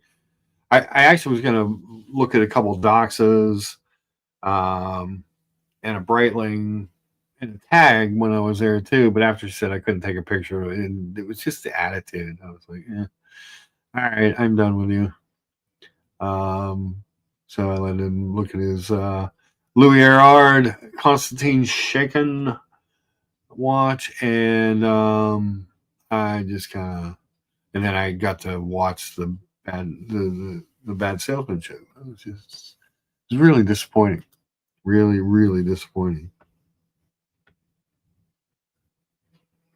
Tap says a used horse is a great deal. They have a 10-year warranty. Yeah, I agree. I do on bronze watch so it doesn't seize up. Yes. Do you have a bronze and a Tudor? I still can't wrap my mind around a bronze watch. I'm afraid I'm going to get the blue moon swatch effect and have stains on my wrist. It could happen, guys. It could happen. Very easily, it could happen. But that was the experience at Watches of Switzerland, and it was not fun. It really wasn't. It wasn't enjoyable. I like to go see watches. That's why, like I said, like those guys out at Joyce's, I spooked them here a little bit on the channel. If you see some, those are watch enthusiasts. They love, of course. Hey, do you mind if I see that? No, absolutely. Take a look at it. Here's what, here's why it's cool. Always trying to sell, always trying to, I always feel like they're getting a gauge on the things that I like and don't like. Just like when this came in. I was literally on the stream, okay? Doing a stream, and I'd said that I was going to go out there after we were done with the stream and stuff. But I'm out there, I'm on the stream, I'm talking to you, I get a text message from him. It's a picture of this watch, saying, hey, this just came in. Have you handled the Serica 5303? Pics don't do it justice. Just really nice and very solid in person. Can't help but feel like this Oris is like $75,000 too much. Not bad. I mean, 2,500 is a little bit steep, I think, for a diver 65, but that was a kind of special and cool. But we will look at the Serica. That's what, the 5303? I'll take a look at something like that.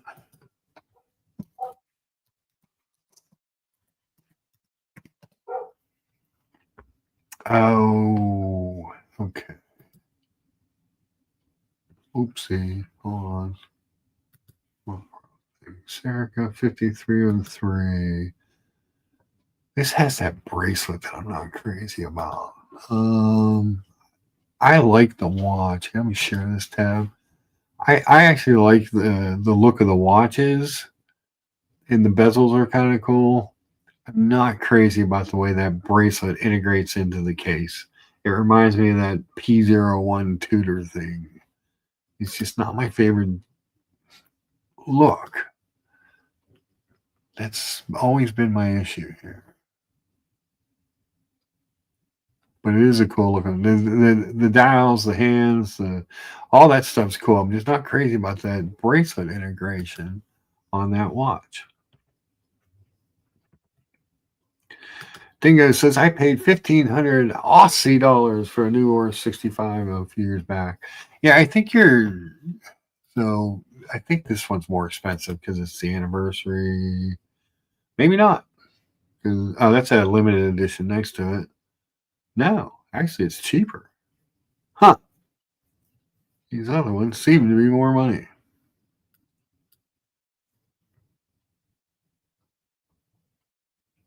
Interesting. So that was $2,500. The other ones are like 27, 28. Interesting. I think this one's better looking. I know these other ones I think have like little applied indices and stuff. They're not like huge super. Yeah, I prefer that one at 2,500. And again, if you're at an AD and you get a little bit of a discount on it and work yourself a deal, what the hell? How bad is it? But yeah, so the Serica, do you have one of these, Thelonious Monk?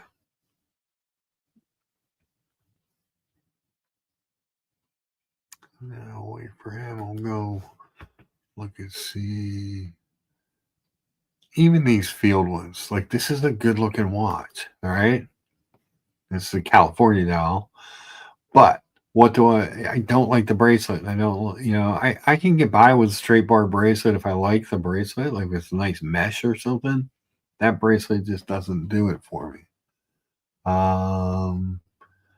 There's your divers. Let's see what these see what these travel chronometers look like. I don't think I've ever really looked at these. Yeah, because of the leather strap, it doesn't, so this would be the one that I would look at because of the, I like the dial. I like the bezel. I'm not crazy about a leather strap, but I think it integrates better with the watch than some of the other things that they've shown.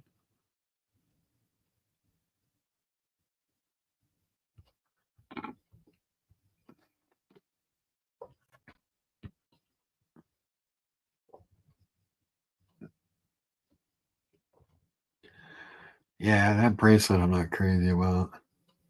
Just that kind of standard straight bar leather strap or rubber strap is the one to get. It would appear.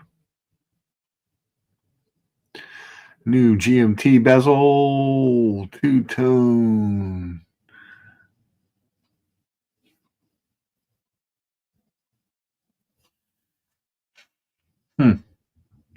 Pretty cool. Very easy to read, I would agree. Yeah, it's a cool watch. Circus cool watches. Like I said, there's divers. I just don't. Oh, you got hands on when they wind up. Cool. I need to get to one of those wind up watch shows and check out some of those indies and micros and stuff that I always am curious about. Like the Notice. I wonder if did the Notice guys go to that? And they make a couple watches I'm always kind of interested in seeing in person. Same thing with the Jack Mason. I had a Jack Mason. It was a pilot's watch, just a quartz pilot's watch. It was nice. I'd love to see. That was back when he was just kind of doing sort of fashiony looking stuff. I'd love to see some of the new stuff. Get my hands on with a Strato Timer GMT. You know, who wouldn't love that? Jeez, we're down to 20 people watching. We're up into the mid to high 20s for a little bit there, but we do have 22 upvotes. Thank you guys. I do appreciate that. As always, your upvotes are appreciated. Everything you do here is appreciated. Any super chats are appreciated, but they are not required because the show, the way it's run here, is based on you guys.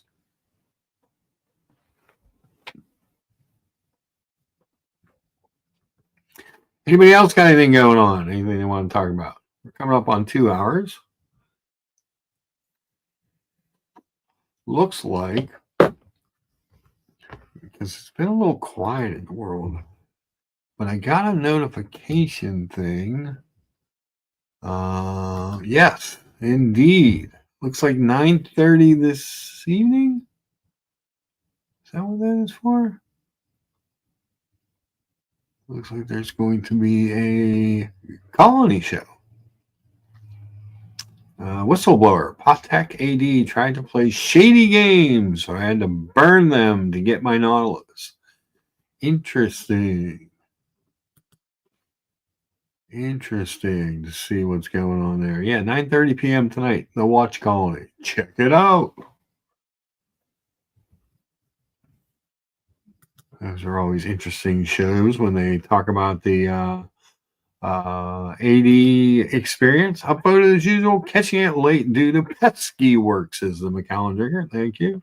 Whole milk, thank you for the Cobra Fund. And it's not, I'm not buying a snake. That's the medical benefits. So I do appreciate it. Like I said, I'm kind of hoping to hear from my old boss here the next day or two. He was at the NADA convention and to go to his 20 group and meetings and probably home. I don't know if today, maybe tomorrow. I don't know how long they were spending or if they were going to spend some time in their Florida place too before they came back. So hopefully we'll get to, oh yeah, they're like double what they were a couple years ago. I was shocked. But you got to have health coverage. What are you going to do? Yeah, I mean, it was literally double. The world is expensive, you know? It is just expensive. But check out the Colony tonight at 9:30. Looks like an interesting show. Wonder if somebody actually got the Nautilus. What if this is a community member that got their favorite watch because they had to call out their AD? That's an interesting story. And I don't even know much except for that sentence. I'm already interested. So hopefully everyone else is having a good day. Geez, oh, Pete, we lost everybody. Did everybody leave? Well, you'll have that. What is going on in the world, gang?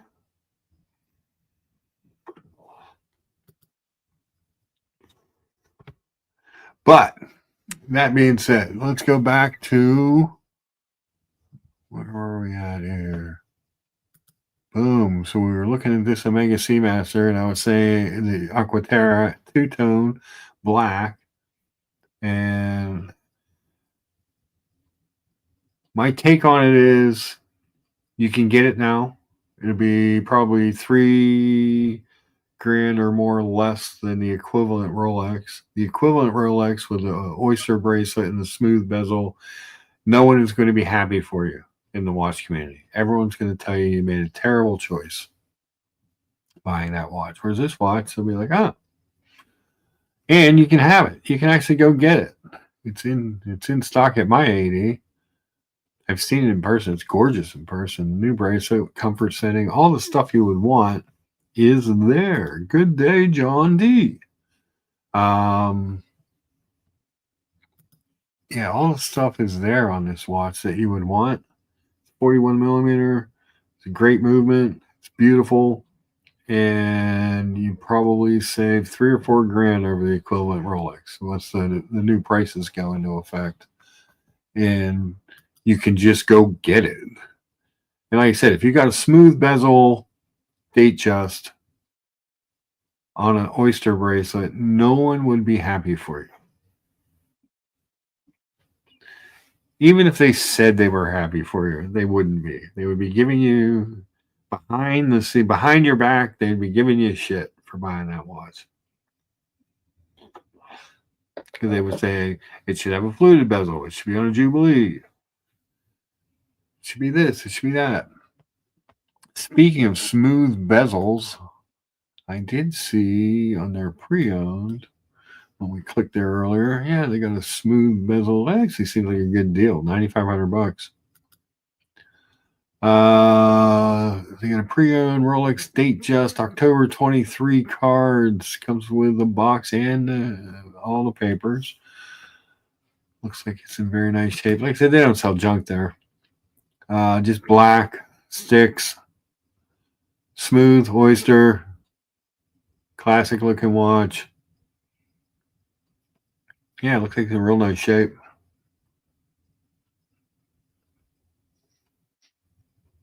Very nice. 9,500 seems like a deal for that watch. I don't know. Is that a deal for that watch? What's that watch do? Let's go build that one.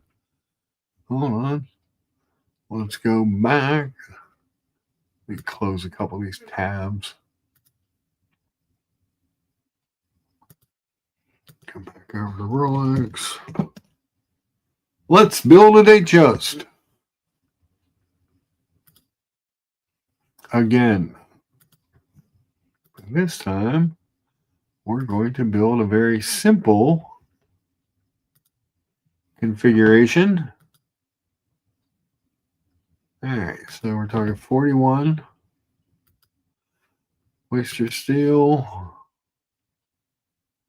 smooth bezel, oyster bracelet. We want a black dowel with stitch. Boom.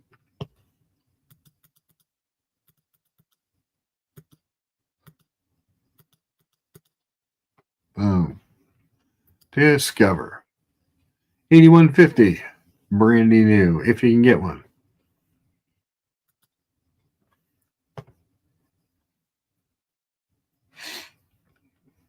Dingo says there's something about that AT case and crown that I admire, not to mention the bracelet. The new bracelet's nice, it's tight, and the crown really works, and the watch, I mean, it's all that is the same as this one, Dingo Dave. All the same stuff. Boom. But the crown, the crown action is improved as well. So they improved the bracelet, they put a comfort setting, and they improved the crown action. Makes me a happy Aqua Terra guy.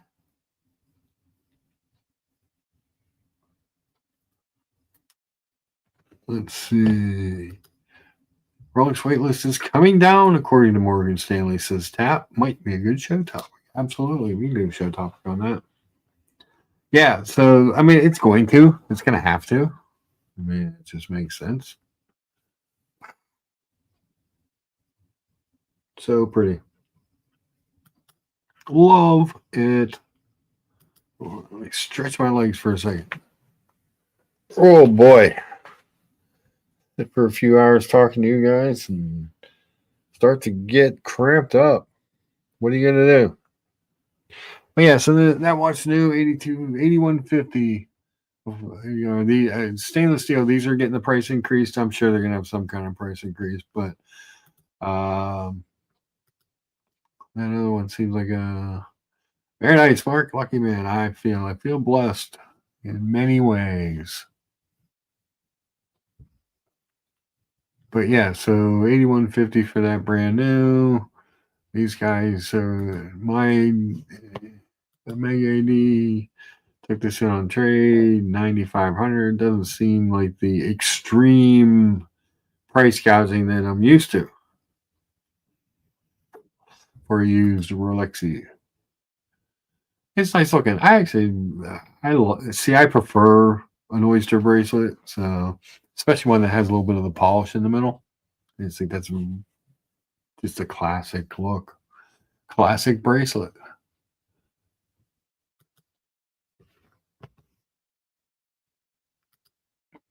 Lucha, are you tempted to buy an expensive watch for your collection? Well, define expensive. I've had Rolexes. I've had some expensive watches, but they, like, for me, 10 to 12 grand, but I don't know.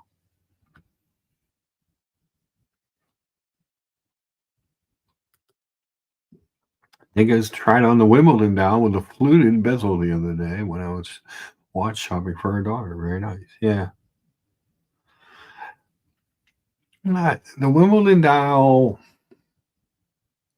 has gotten a little stale for me. You see a lot of them, so I'm not sure. Not sure.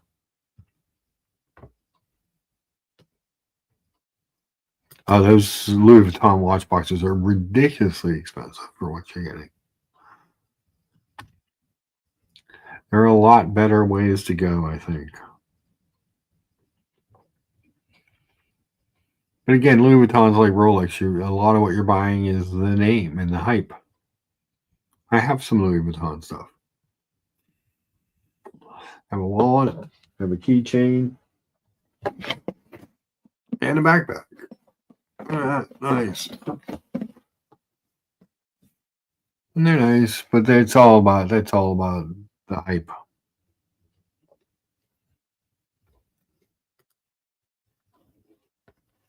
But what do I know? I'm just a simple lucha. But yeah, Steven, I like I mean, I don't know if I'd ever really want to spend, 20, 30, 40 grand on a watch. Might make me ill to think about doing something like that. But I think all watches are expensive. 9,500 for that Datejust is expensive. 6,600 retail on this is expensive. I mean, because we don't buy what we need, we buy what we want. There is desire behind it. That's why you want good salespeople. Unlike the Watches of Switzerland salespeople. You want people that can explain it and talk about it and love it and make you love it. It's just so hard to find good salespeople. But I think that's a fine looking watch. I prefer the oyster. My favorite is the fluted bezel with an oyster bracelet, but it doesn't matter that much to me. I would do a smooth bezel. I don't hate it. And actually, like I said, the equivalent in the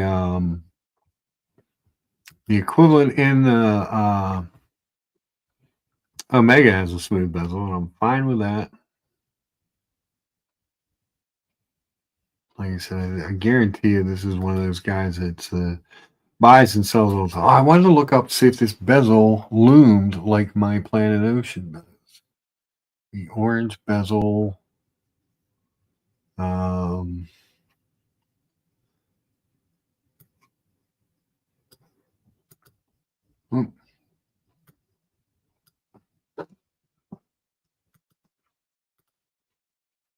let me look that up, see if that thing looms.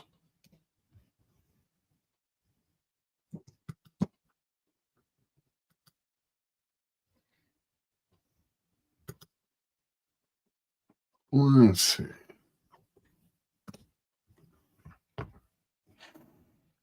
Bum, bum, bum, bum, bum.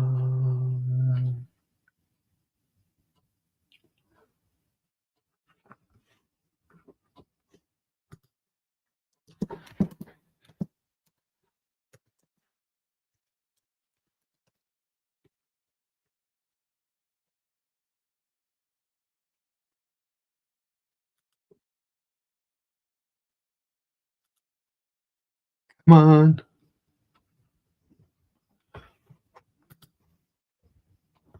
Jeez.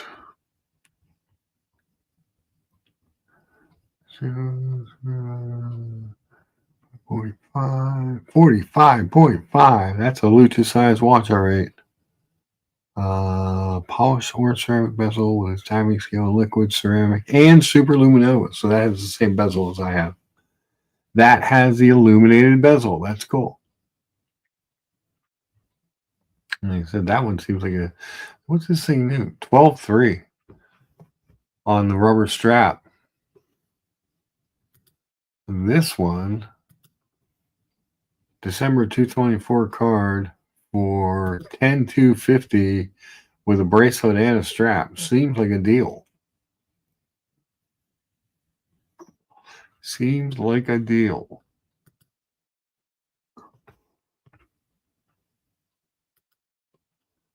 Give me a Milgauss and I'm out of here, Mr. Rolex.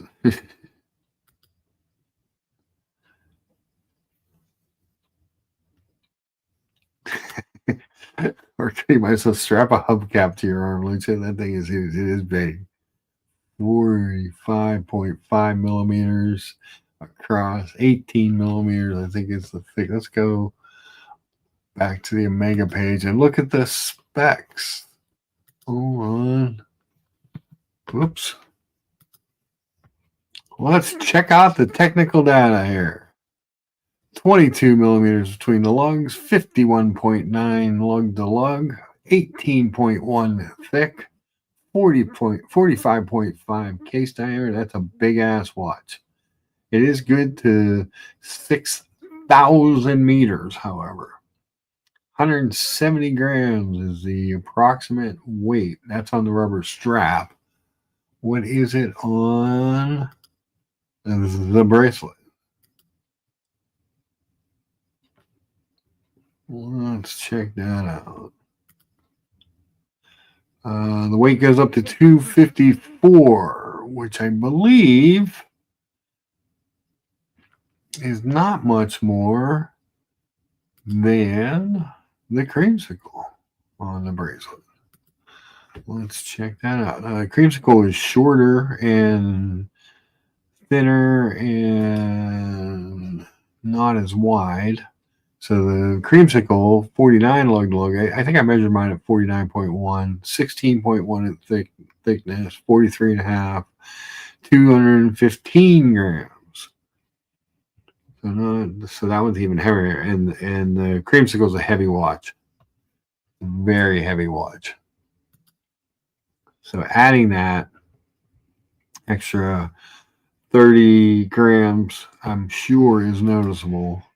That's a big bubba. Too big for my britches. It's a big watch. Cool, though. Like I said, what's cool about this one is it looks like you're getting a deal and you're getting it on a rubber strap and you're getting a bracelet thrown in for nothing. Because the reference number actually comes up the rubber. The guy must have bought the bracelet for it. So the bracelet is very similar to the bracelet that I have on my Planet Ocean, but the clasp is better on this bracelet. Just a little bit. The clasp on the regular Planet Ocean is much the same as the S&P 300. Muhammad Ali says you should get the orange rubber strap for your watch. It would be cool for the spray. Yeah, that would be cool. Or you just trade everything in and buy this one. Just do one huge hockey puck. The Artifact says, I much prefer your creamsicle, Mark. I like the creamsicle too. It's cool. It is thick though. But not compared to this thing. I like the white better, the white dial better than that fume gray, the black.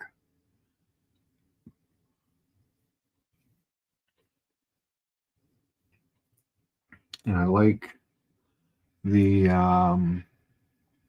the white dial's cooler in general. What is that dial made out of? Is that a ceramic dial like mine? Let's see.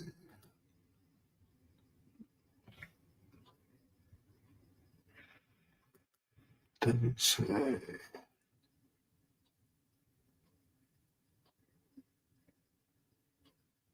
I don't see. It's a ceramic bezel. Oh wait. Oh, I'm looking at the wrong freaking one. Dummy.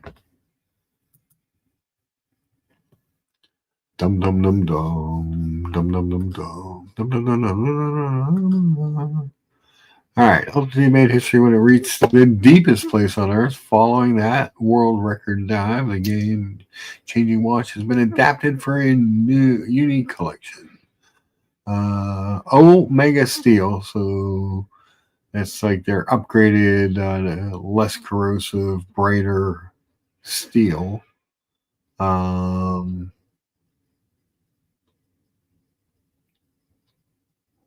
Let's see, polished torch, ceramic bezel, super dome sapphire crystal, lacquered gradient dial, so it's not the ceramic dial. Interesting. So it's not even quite as nice as the dial on the regular Planet Ocean, which is a big, heavy watch. Like I said, it's 215 grams. I took 2 links out. Excuse me. So whatever that does to the weight, not a ton, I'm sure. But boom. That's 16.1 thick. So you're adding 2 millimeters of thickness to go to that other one. And you lose your ceramic dial. You do get a better clasp. Slightly. You know, it's not. I think the bracelet has a little bit of polish on it that that isn't on the regular Planet Ocean. And it could just be that's that Omega steel or whatever. It's supposedly a little bit brighter. Let's see if they describe what Omega steel is. Can you see I think it looks better. You know, it's a better looking clasp than the standard. Looks like it works the same as far as the micro adjust goes.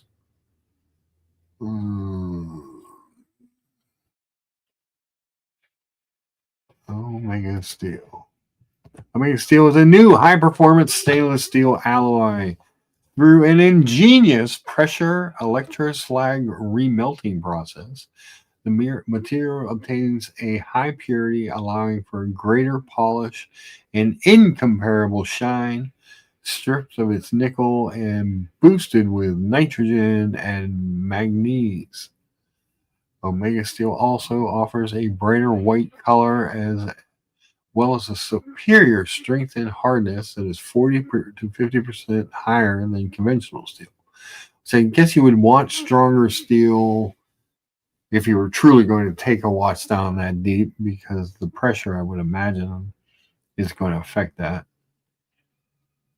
As well as being non-ferromagnetic, the unique composition also delivers exceptional resistance to corrosion for a longer lasting appearance. Interesting.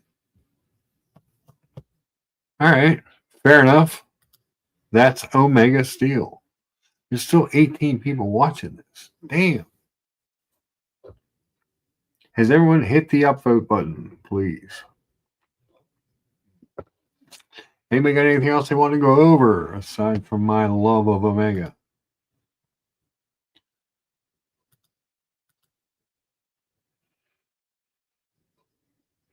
Again, it looks like there'll be a colony show tonight at 9:30, which is fun.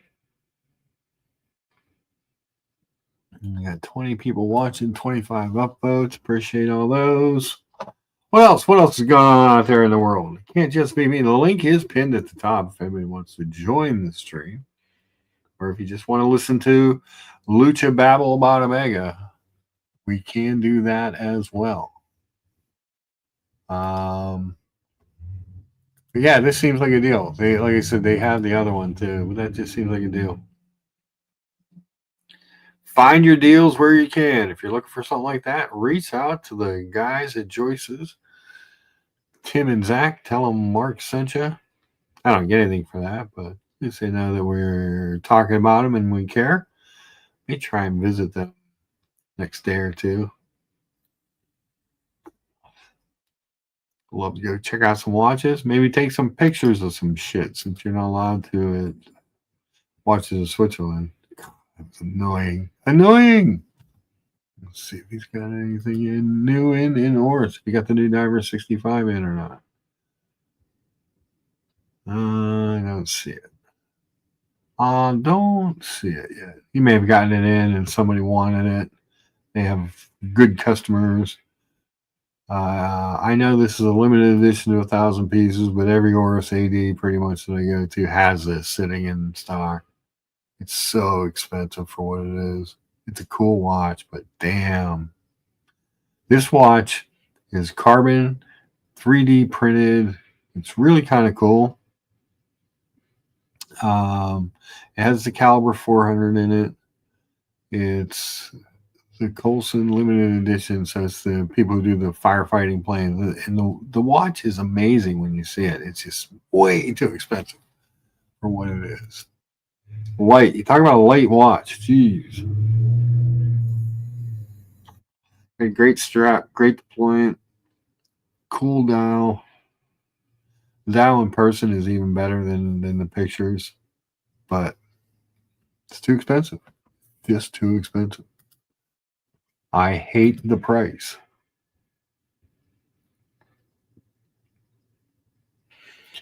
And some sort of special edition Aquas here. Oris X Bracenet.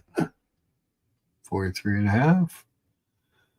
These ones in the twos, that's with the Salida, the modified SW200s, that's really the way to go with an Oris.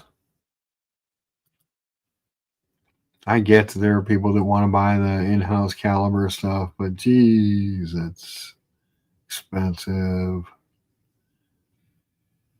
Just drives the price up on these things so much. I really think it takes them out of their wheelhouse.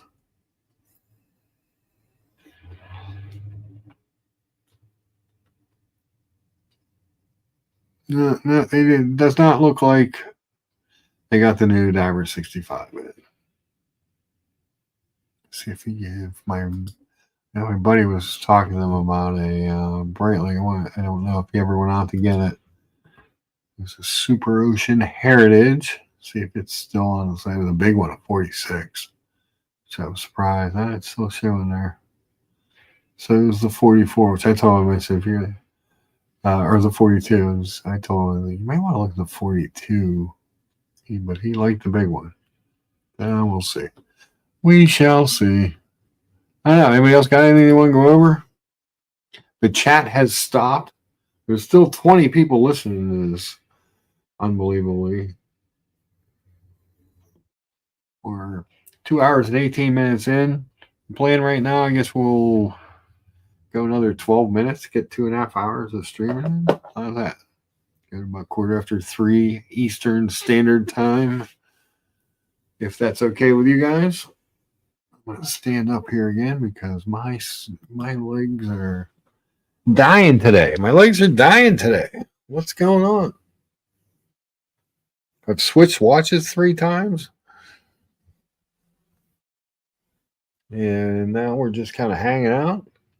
Waiting to see if anybody in the chat wants to go over anything. Because you guys run the show. I don't. I just pull shit up when you guys tell me. You know how this works. You know the rules. I don't talk in code. I don't talk in numbers. And I don't, I'll give a little bit of a subject, do some stuff, but the rest of it's up to you guys. Unless you want to listen to me opine about the Aqua Terra some more, because it is a great watch.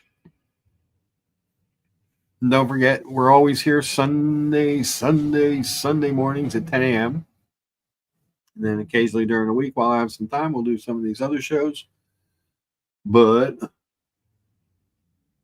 I know Friday, I think I have to take Mom to an appointment Friday. I think she's got something. I can't remember. So I don't know. I'm going to try and get out to Joyce's tomorrow. That would be fun. Go see some watches, talk to the guys, see if I get some footage of some stuff since they're not allowed to at the Watches of Switzerland, which is a bummer. Beyond belief. He had some other used ones when I was there last time. Some stuff in the back case that's not on the website, which was kind of cool. Had some cool stuff back there. Maybe we'll get some of that stuff on there. Look at some watches. I like watches. I think everybody here likes watches. Another watch we talked about a little bit on Sunday was, what the heck? Which I thought was kind of cool. And the tab's still open, so we'll pull it back up. It's this Notice Duality. Seems kind of slick looking. Seems like a good size. I got a crying cat. Hold on. Let me take care of the sad kitty who wants to go outside. All right, come on, kitty. Come on, Shadow. Why are you crying?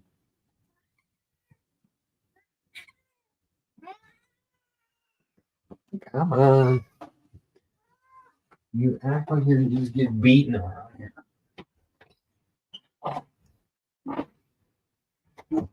God, she cries and cries and cries. It's terrible. Poor kitty. Life must be horrible for her. There's nothing, probably not much better life than being one of my pets as far as getting treats and spoiled.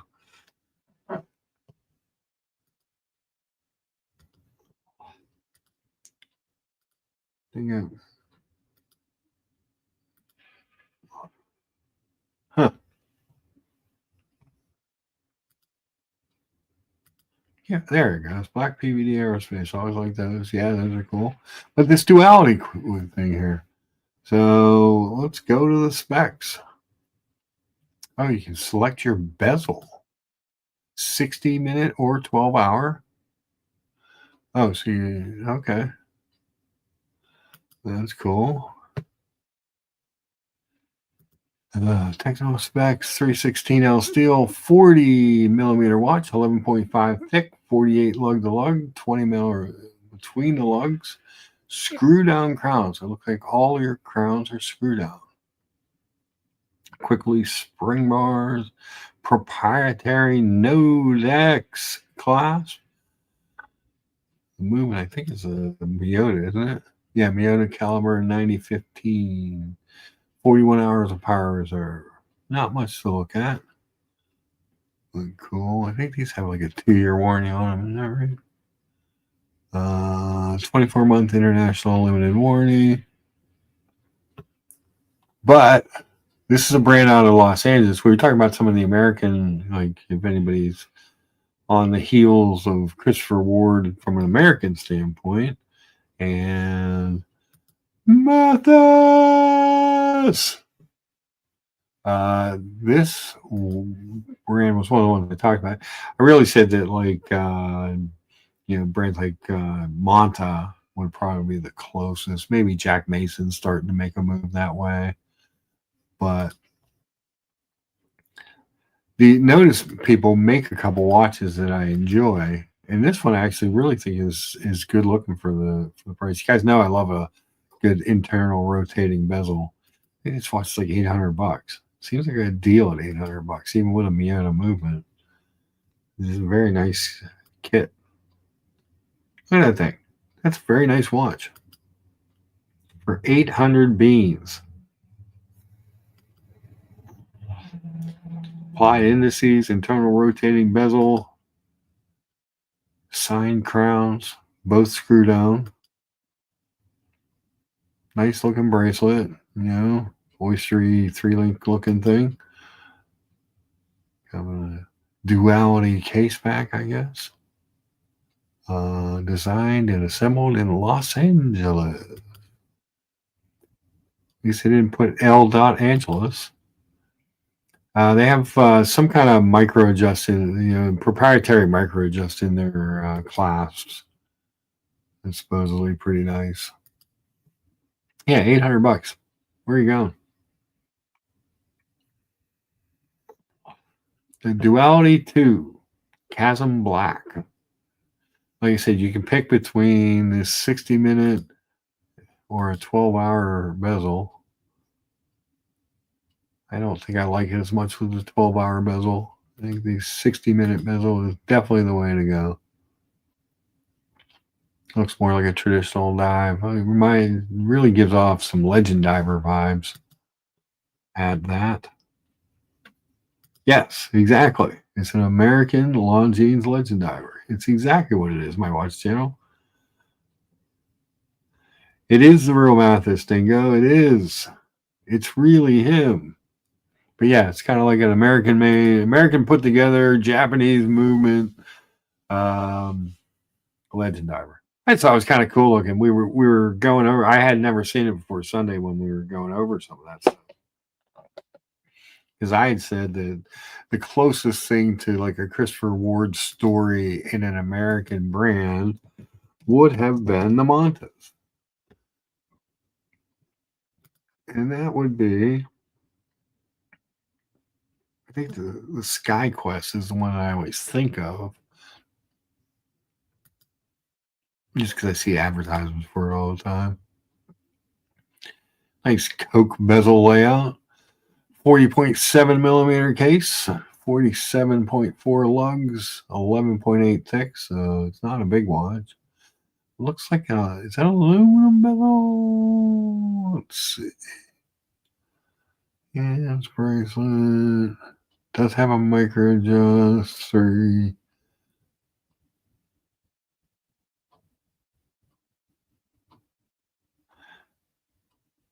All it says is the bezel uses a patent pending assembly.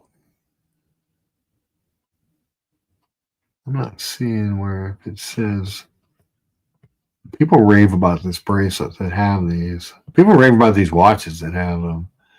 Let's see where it says what the bezel material is. It kind of looks aluminum.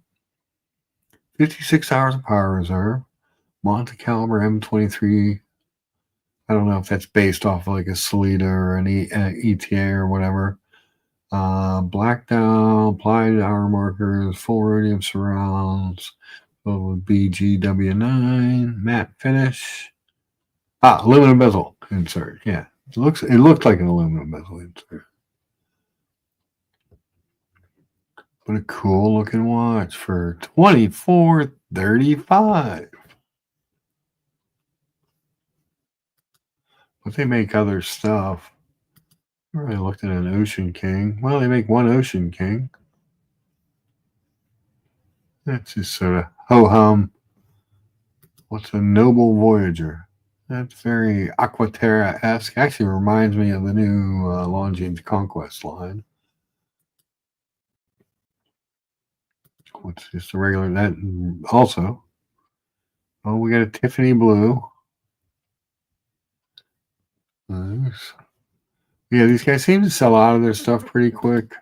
Monte Triumph. I think this is the new one someone was telling me about. 38.5. A fine looking watch. Nobody knows what the hell a Monte is anyway. I like the I get this in my ad though. These Jack Mason guys come up in my ads a lot. They got something new coming. And it looks like, if you look at this picture on the top left, like block loom is going to be involved.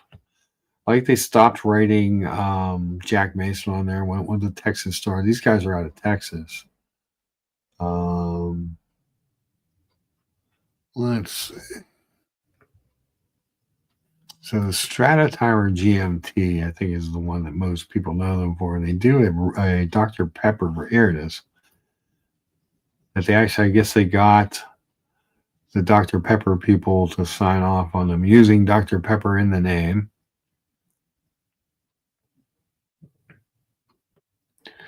Jack Mason and Dr. Pepper symbolize two Texas brands that came together and shared a common passion for the lifestyle of treating yourself to something special.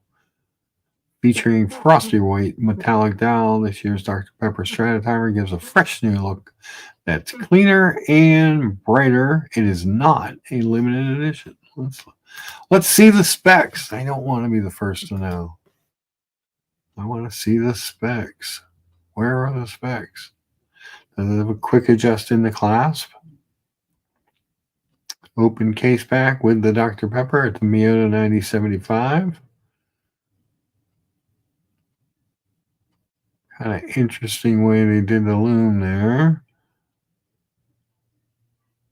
We've highlighted 10, 2, and 4 indices with a different color loom to commemorate the famous drink a bite to eat at 10, 2, and 4 Dr. Pepper slogan from the 30s. Huh. Fair enough.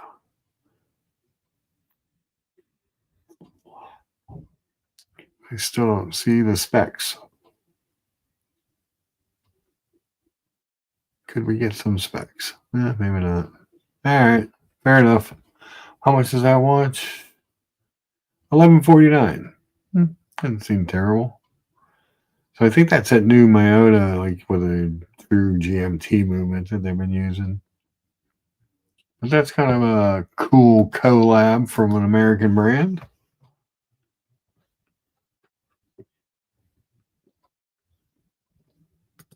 My watch channel says these aren't terrible. It's the nicest thing you've said about a watch all day.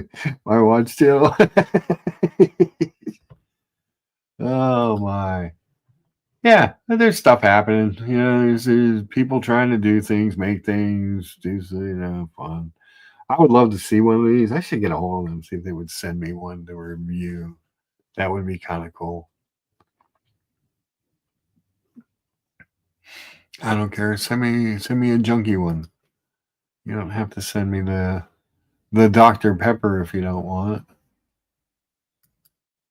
New Canton line is very Aqua Terra-esque. A lot of these are kind of cool. You have like a Pepsi version. Boom. 1,069. So these don't say one of a kind on them. The Dr. Pepper says one of a kind on it. What is the Strata? So that was the American. Oh, the Lone Star has a white dial. Okay. There's your Texas colors. Now, I have always noticed on the back of their second hand, on the anchor, has the red, white, and blue for the flag of Texas. Same thing with the Texas Star logo. You see that a little better there. Whereas they used to write Jack Mason on them, and they were very kind of mall brandy watches. Now they went with a logo, which is better, I think, but not terrible. So you don't get that funky loom thing either. You just get the straight blue on anything other than the Dr. Pepper. Well, there you have it.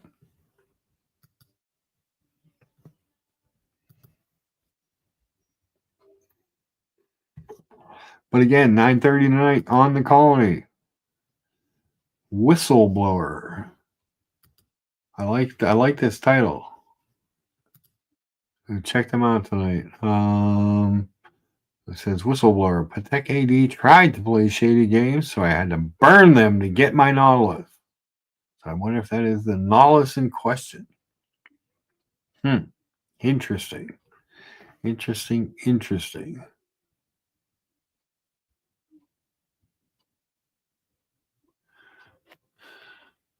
That's cool.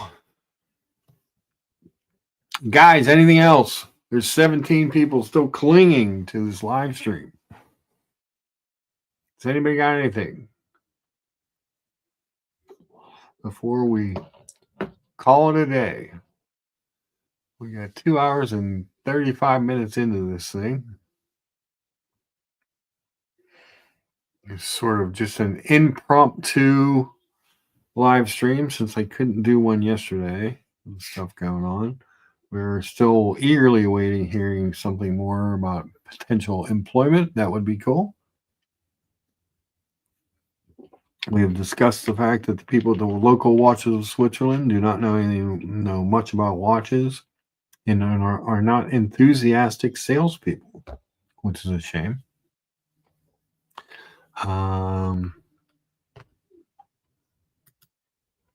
Sorry, Luch, I've searched my soul. All I can find is Grand Seiko stuff. That's a shame. That's a shame, Dave. You need to become an Omega Man.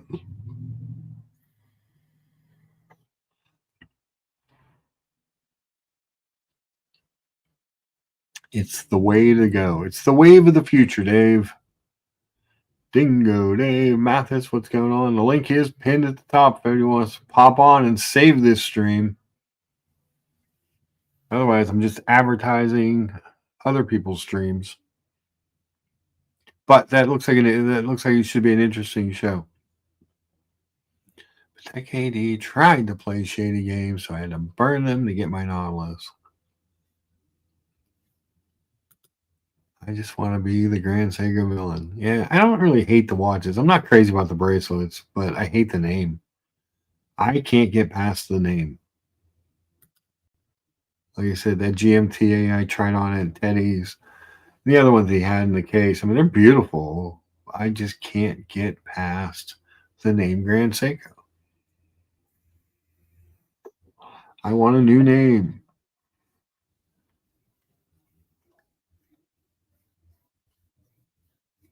Even Tudor isn't called Minor Rolex.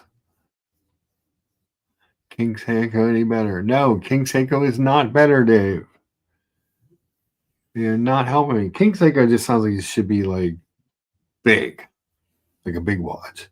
Grand Seiko, I just don't get it. I don't get the name. I just don't get the name. Especially now that they make some Seikos where you can get a spring drive. Expensive Seikos, but still, what's up with that? Who thought that was a good idea? Not I can assure you. Not I. All right, guys, we're going to go 2 more minutes. I appreciate everybody for coming by. Hope you enjoyed the stream. Don't forget to check out the colony tonight at 9:30.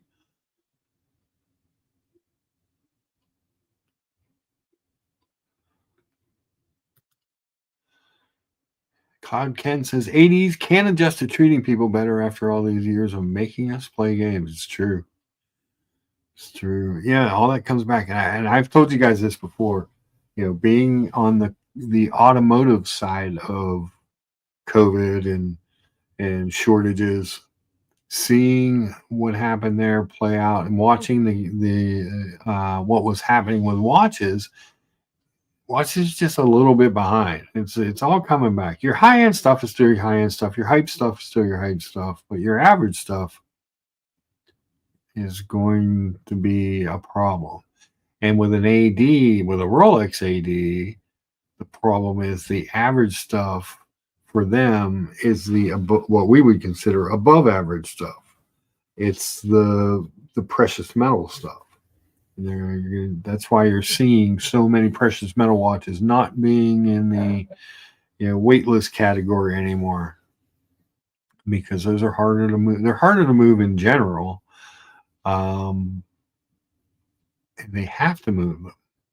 So I think you're gonna see some creative selling. Hopefully, there's some selling in general. God Ken says even the hype stuff is better to go gray today. In a lot of ways. I mean, first and foremost, people always want to talk about me and my Omegas, but like I've said, there's with the exception of a Snoopy or a 321, I can just go buy an Omega, um, without issue.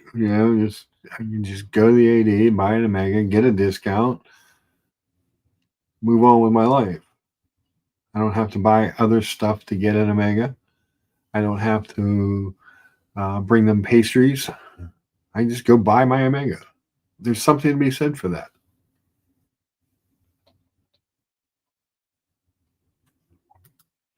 Thomas Burnett says, talking of Texas brand Jack Mason, there is a wind-up show in Dallas on the 15th and 16th of March with plenty of brands attending. Yeah, I need to get to a wind-up show. I want to get hands-on with some of these smaller brands, micro brands, independent brands that go to those types of shows. I want to see some of that stuff and see what really want to see what the watches are like. What's the quality like? What's the do they make up for a Miata movement with a great case or an amazing bracelet or what I mean, like that type of stuff I'm interested in. I think that would be fun. That would be fun stuff.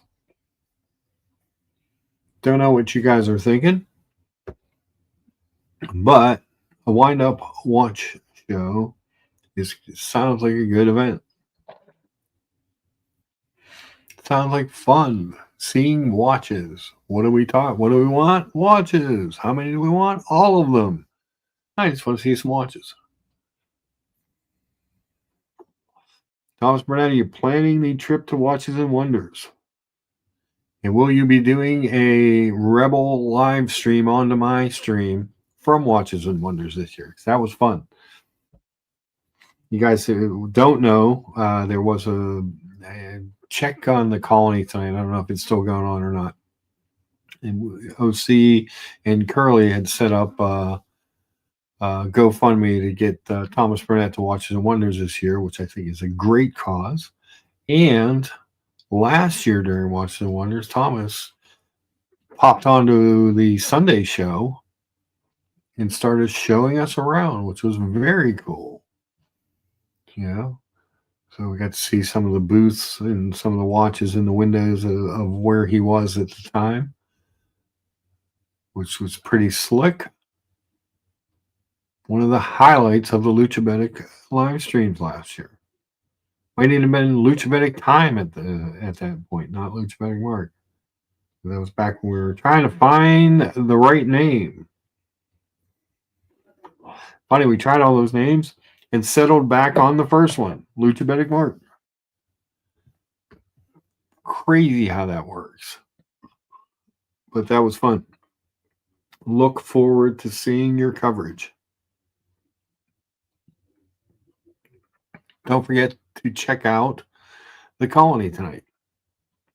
It looks like it should be an interesting subject.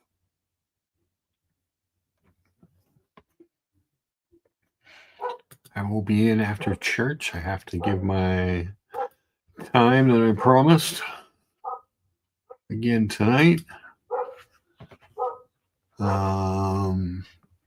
Before the sacrament. Let's see what else Jack Mason has while we're here. Much smaller lineup than they used to have. They used to have a ton of watches. They had some cool watches, but there were a lot of quartz stuff and stuff like that. So this new Canton, this really reminds me of like an Aqua Terra, Conquest, Deja, that type of vibes. Cool watches though. This white one's pretty. Canton Salt.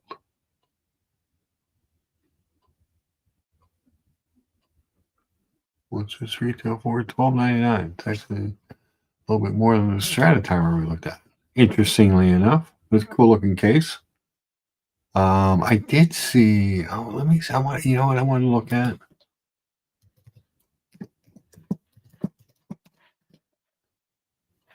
On the watch. Mark had a new watch. It came up. There it is. It came up on my Instagram. $329. Ton of shape. I want to take a look at this because it looked kind of like a pretty dial and stuff when I saw it on the Instagram page when it came up. So this is Long Island Watch. Mark, who you guys, I'm sure everyone knows who he is. A famous YouTuber. Look at that dial. That's pretty. What's the technical specs? 34 by 37, 9.2 millimeters thick, 44.2 lug to lug. Solid edge case back held with screws. It is the Astoria automatic dress watch. Tonneau shaped case, as tonneau, if you didn't know, it's French for barrel. He even teaches us that. Intricate textured dial is broken up into two sections. The outer portion of the dial has radial striations, and the inside is a hypnotic eye texture. Roman numerals at 12, 3, 6, and 9. Looks like nice. I just thought he just, there's nothing super duper about his watch. There's nothing high end about his watches, but the stuff he makes is kind of cool. That's a pretty looking watch. Blue cathedral hands.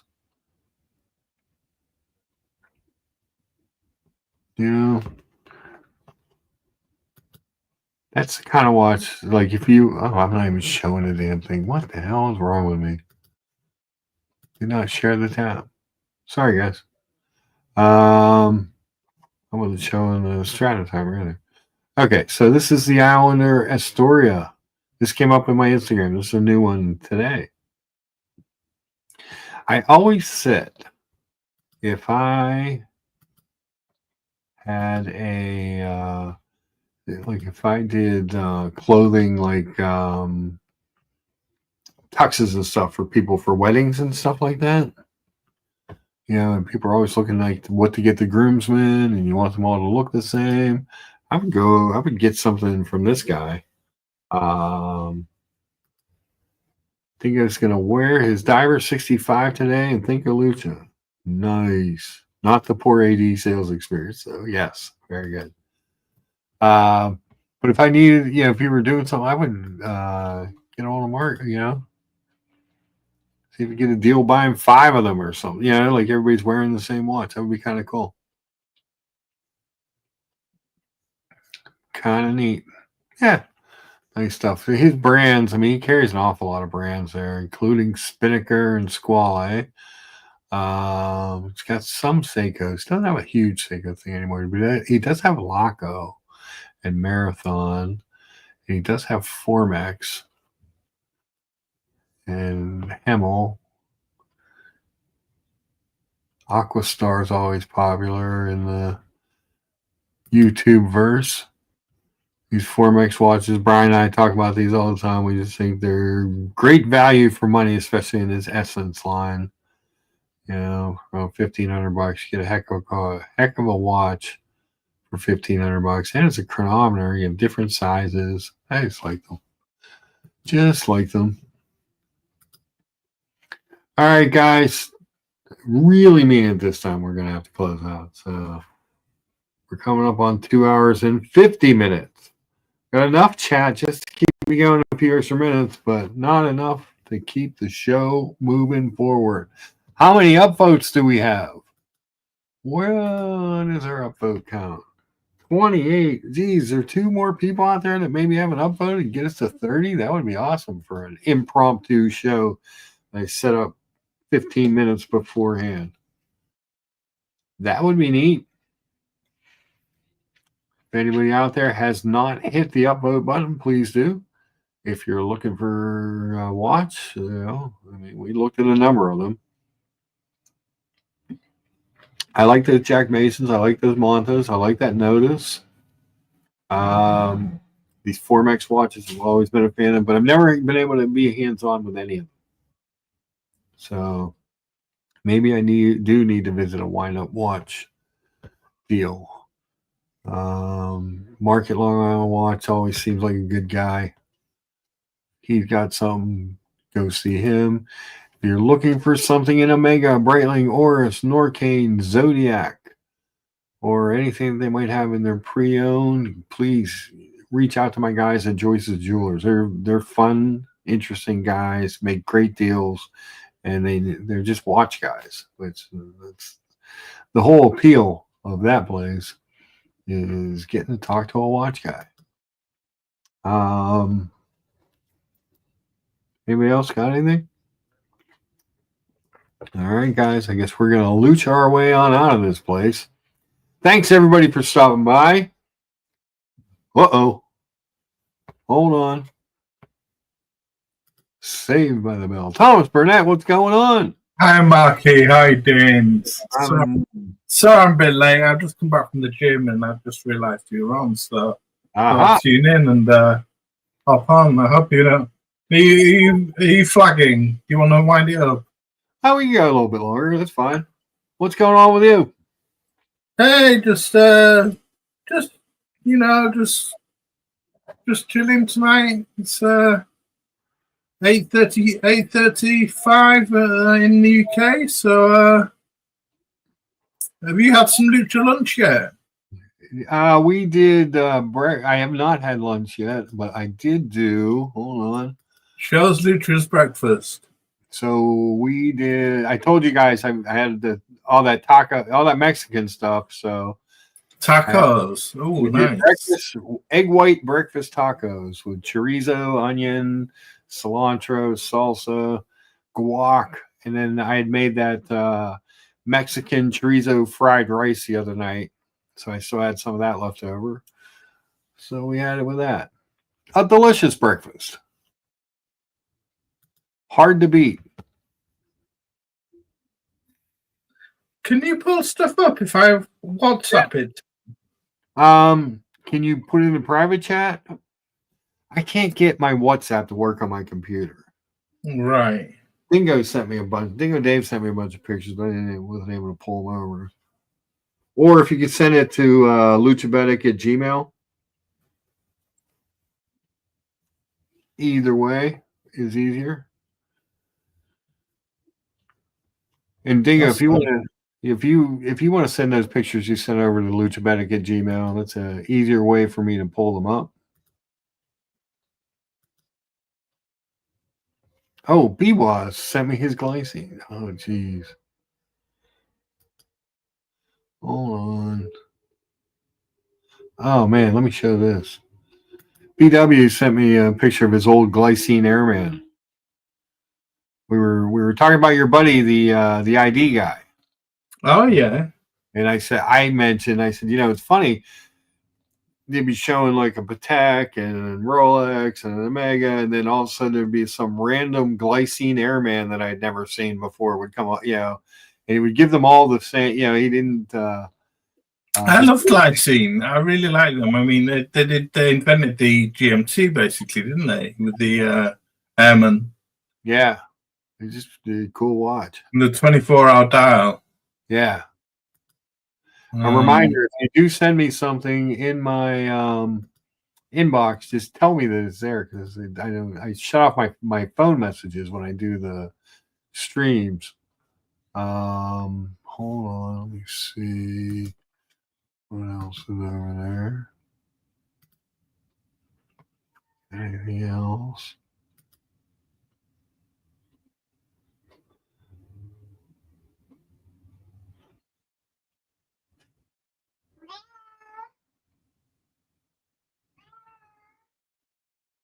Cat crying.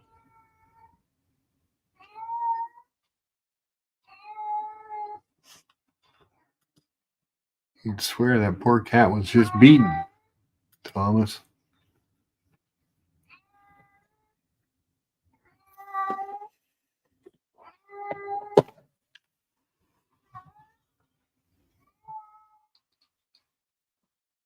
Crying shadow girl, the cat.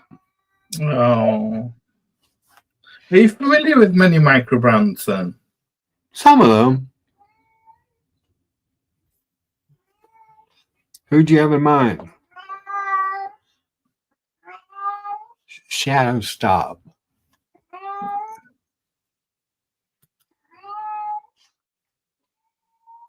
I'm not sure whether I'm allowed to send you this, but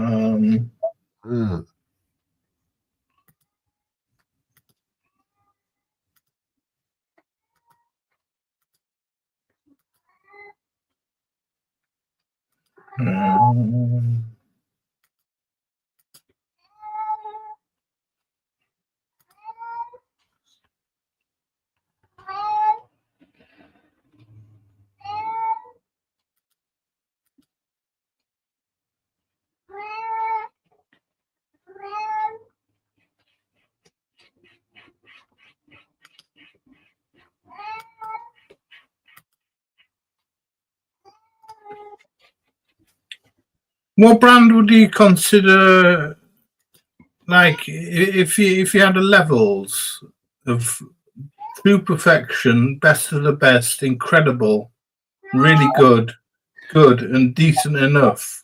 Oh, jeez. I don't have a hands-on experience with a lot of them, is the problem. I mean, do you consider, like, and then you get into the point where, like, what's an independent and what's a micro? Well, things like Formex, Main, Christopher Ward, Studio Underdog, Monta, Serica, Zelos. Yeah, so I love Ver, Fears, Laurier, Baltic, Brew. Yeah, Venetianico, Farah, Yema. I love Formex. Yema's watches are just too small for me. Are they? Yeah, I actually had a Rallygraph. It was a Oh, cool, really? The yeah, Mario Andretti one. yeah, it was a cool looking watch. It was the red panda. It was cool, Right. but it was tiny, you know. And most of their watches are kind of 38 and under. I like Formex. Every time I see a picture of a Formex or a video on a Formex, I take a stop to look at it. I like the Montas. I like Fears. I think they make nice watches. They do, man. They make yeah. some great ones. I love Vertex. Sorry. I love Vertex, the M100A. Oh yeah. Great watches by Don Cochran, yeah. Serica, are you familiar with them? The French brand Serica? Earlier, I can't stand the way their bracelets attached to the watch. The bond clip bracelets, yeah. I don't like them. It reminds me of that P01 Tudor that I don't care for. I've got one of those, Mark. Sorry. What about Zelos? I see now Zelos and the guy who left them and formed Axios. I like their watches. They're hard to buy. They sell out so fast. They sell out really quickly, don't they? Yeah. And it's not like they're great high-end movements or anything, but their cases and their dials are beautiful. Yeah. They really do a nice job with them. But yeah, Zelos I'm a big Zelos fan. Axios, RZE. I like RZE. RZE, yeah. What about Chrono Tokyo? Do you see Mendoza? I love the way they look, but again, they're mostly like 37 and under. Small, yeah. They're so small. Bavario, those trench watches. Yeah, they're nice.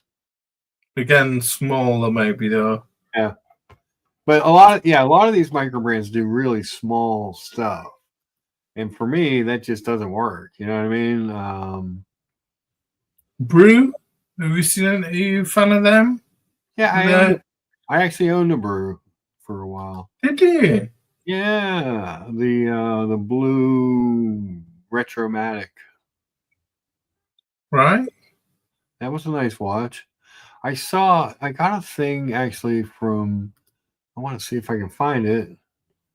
Speaking of RZE, they apparently did something with their Resolute Pro field watch with a date that looked kind of cool, but I don't see it. Resolute Pro. Let's try that. Yeah, they put a 6 o'clock date and changed the facelift. It doesn't look like they have it on the website yet. Another thing came over on the Instagram the other day. Right. Okay. So it's a new release. Yeah.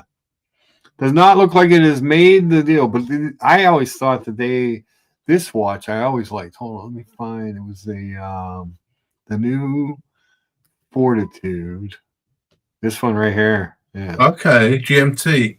Yeah, that was beautiful watch. But again, just doing some different stuff. I mean, they've always had this Resolute line, but here we go. Here's the new ones.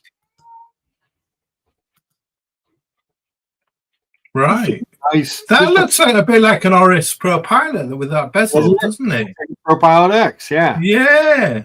That kind of engine turn bezel. But yeah, I always thought that was a good looking piece and not very expensive. I want to say this is like under $700. Yeah, $699 on a bracelet. Right. You do a nice job. Hold on, I gotta let the cat back in. She's making a ruckus out there.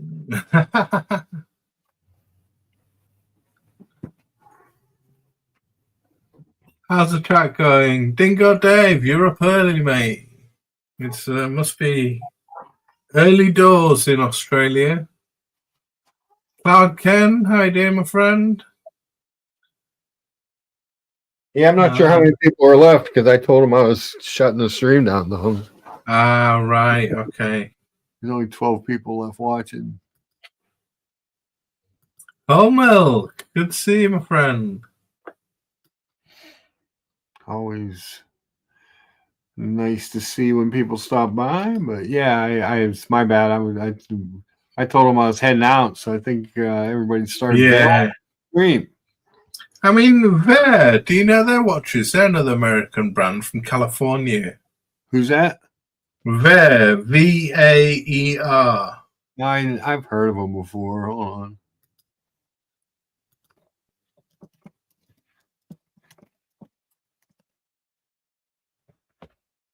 I've seen them before. I thought they were kind of plain, but here. Yeah. Jeez, what the hell? Yeah, like that diver. It's nice. I tell you what, I'm not crazy about, Thomas. I'm not crazy about those dot indices Mixed up with the square indices. That's my problem. A lot of people love that new Longines Hydro Conquest GMT. Mm-hmm. And my issue with that watch is those dot indices. It just to me it doesn't look right. But I like their field watch is good looking. It's not.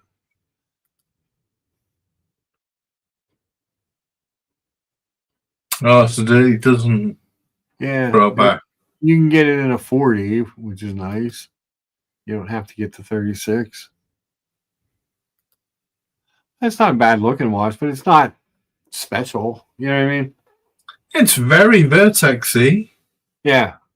I prefer the Vertex. I prefer the block loom indices. Yeah, yeah.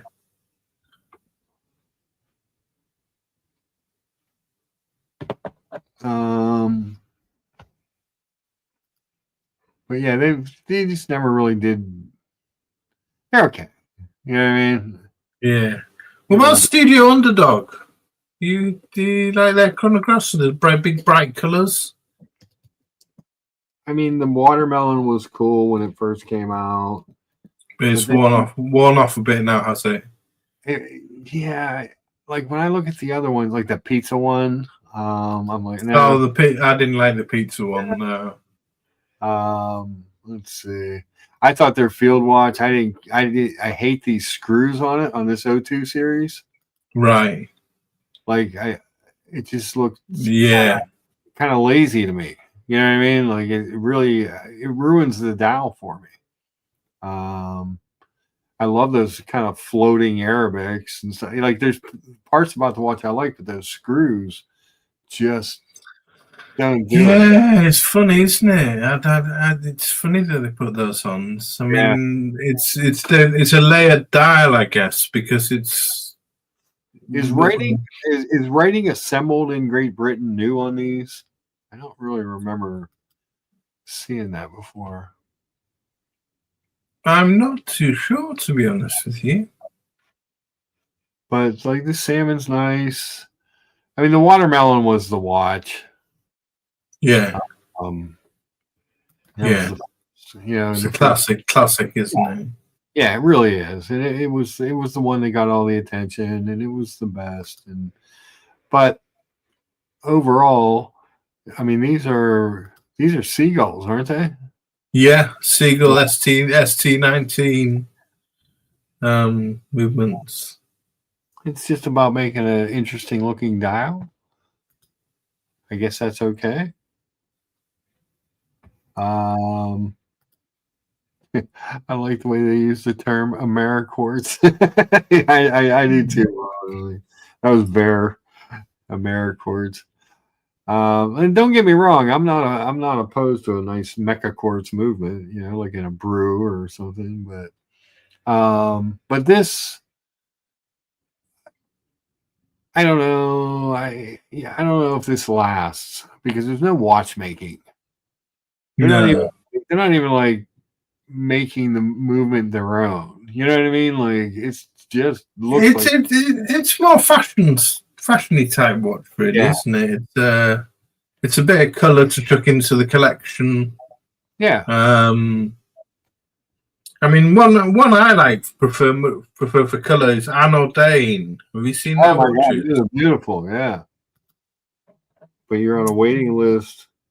I've got a build window for an Anno Dane, which I have to wait until 2028.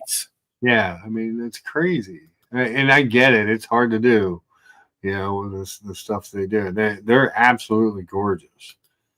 Like I have more appreciation for what they do than Studio Underdog because there's Oh, it takes they do 12 different layers to make up one of their enamel dials. Yep. I mean, it's cool. But look at that, the Fume enamel dials, beautiful. Oh, they're gorgeous. They're absolutely gorgeous. They take forever. There's a lot of work involved, but you wait, like you said, 2028. I know PG had been on the list for a long time. It's just you're gonna wait forever to get one.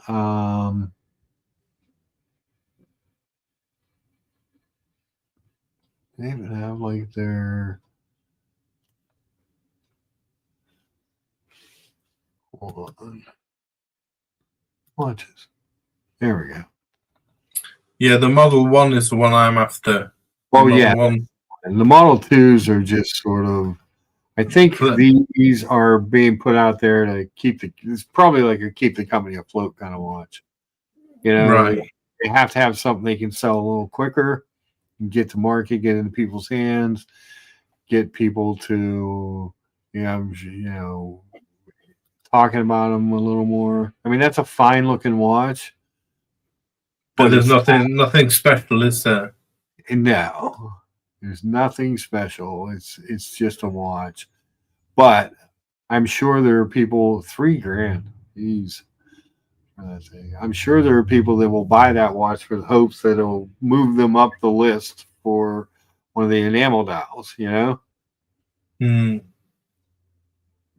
And they're fine. They're nice watches, even though their large is only at 39.5. Yeah. But what do you think to Laurier dive watches? Have you seen those? Are you a fan of those? Laurier is fine. They do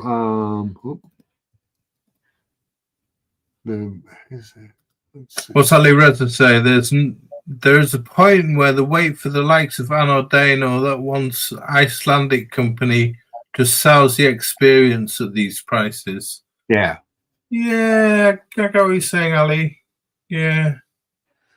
I definitely get it. Laurier makes, and again, there's nothing, it's about the design with Laurier. There's no watchmaking or anything, you know what I mean? Like, yeah, it's about design. They're fine.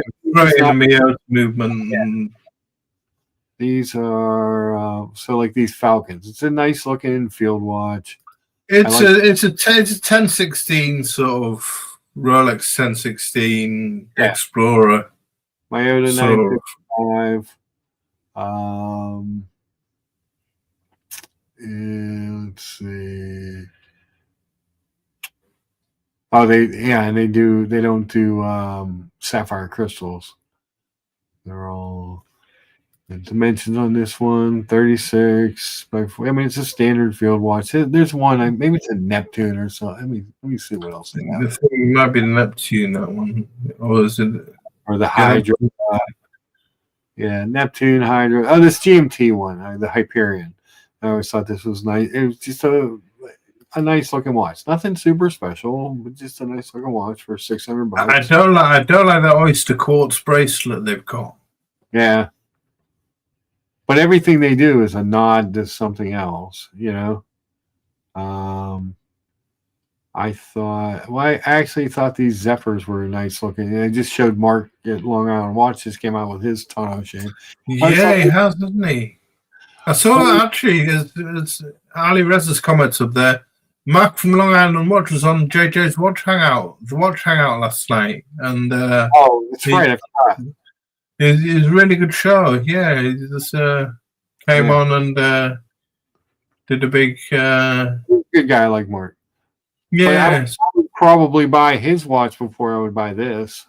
You know what I mean? Yeah. It's going to be a lot cheaper. Not even price wise. I like Mark. Not that these people are bad or anything, but and then this little field looking watch. I mean, this looks like it's tiny, but it's cool looking. But there's, what's this one? 36. Yeah. So yeah, I mean, they make their stuff is interesting. It's like I said, but it's just all a nod to someone else, Oh, Brian the Pipe won the watch. Yeah, Mark gave away a watch in the competition at the end. They do the race, and Brian the Pipe won it. So he's got to choose a watch, whichever watch he wants from the collection. Well, that's cool. Yeah, lucky Brian. I owned 3 of his watches over the years. Plus, I bought I had a field watch from him. I had that world timer he did a couple years ago. And it's some kind of dive watch, and then I bought a Lacquer there too once. All right, okay. And I bought some bracelets. I like Mark because early on, when he started on YouTube, he would explain things.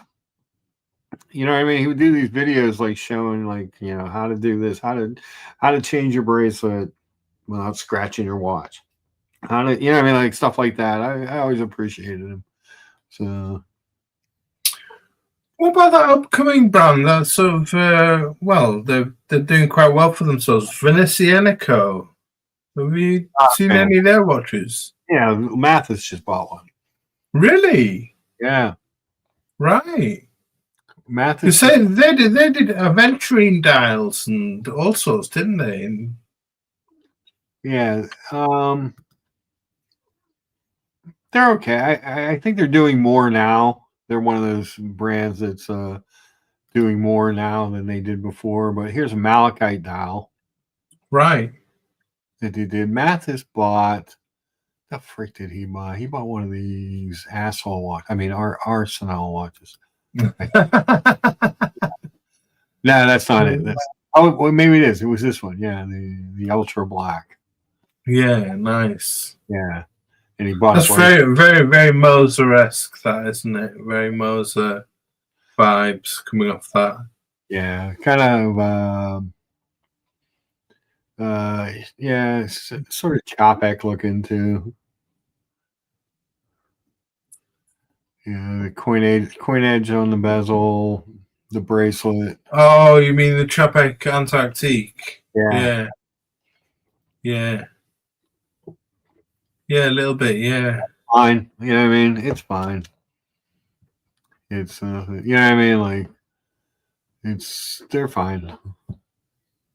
Well, Sally said he had the regrettable experience of handling one of their divers. It was terribly made, and the guy who bought it was mad at me as if it had something to do with it.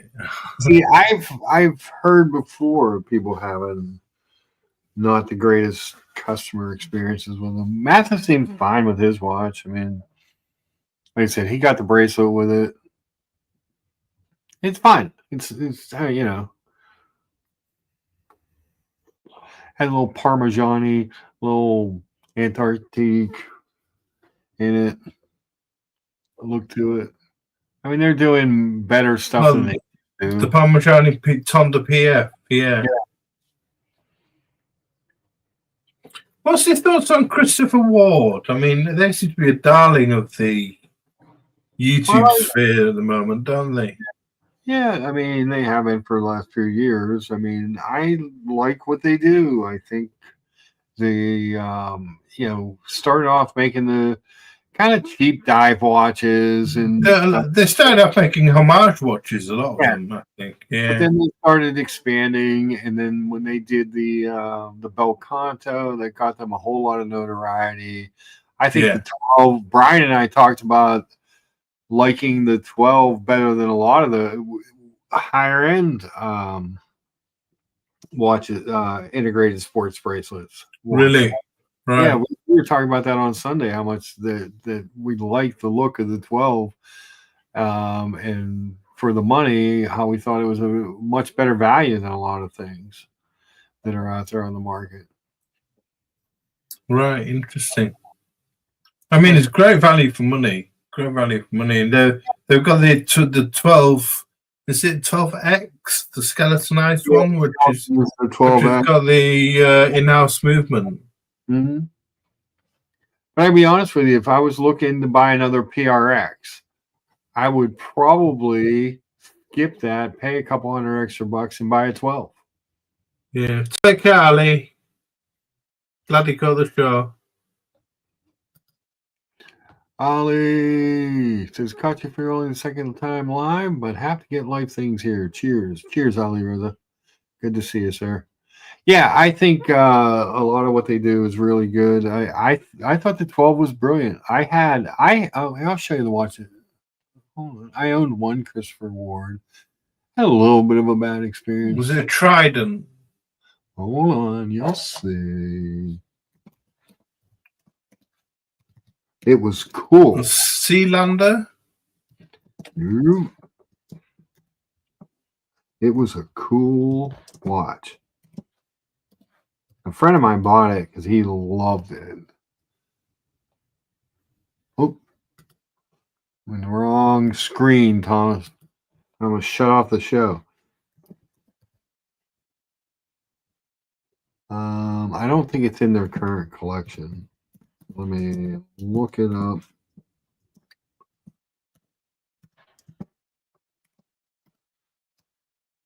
It was a neat watch.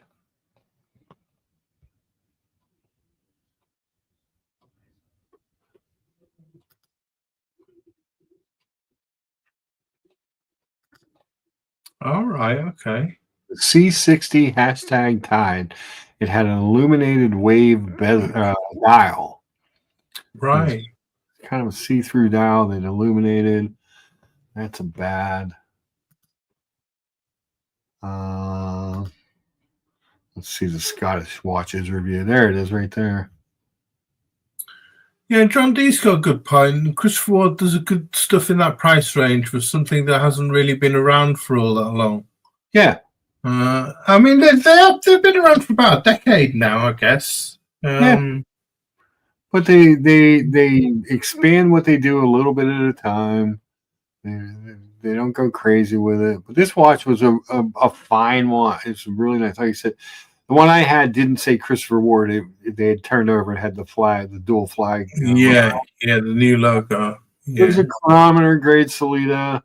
It had that bezel that illuminated. That's why my friend liked it so much, because the waves illuminated on the bezel. And it was fine. I mean, it was a great watch for what it was. It was like $1,100 on the bracelet at the time. It wasn't like, super expensive or anything. It was a nice looking watch. I like the wave pattern on it and that close up. That's nice.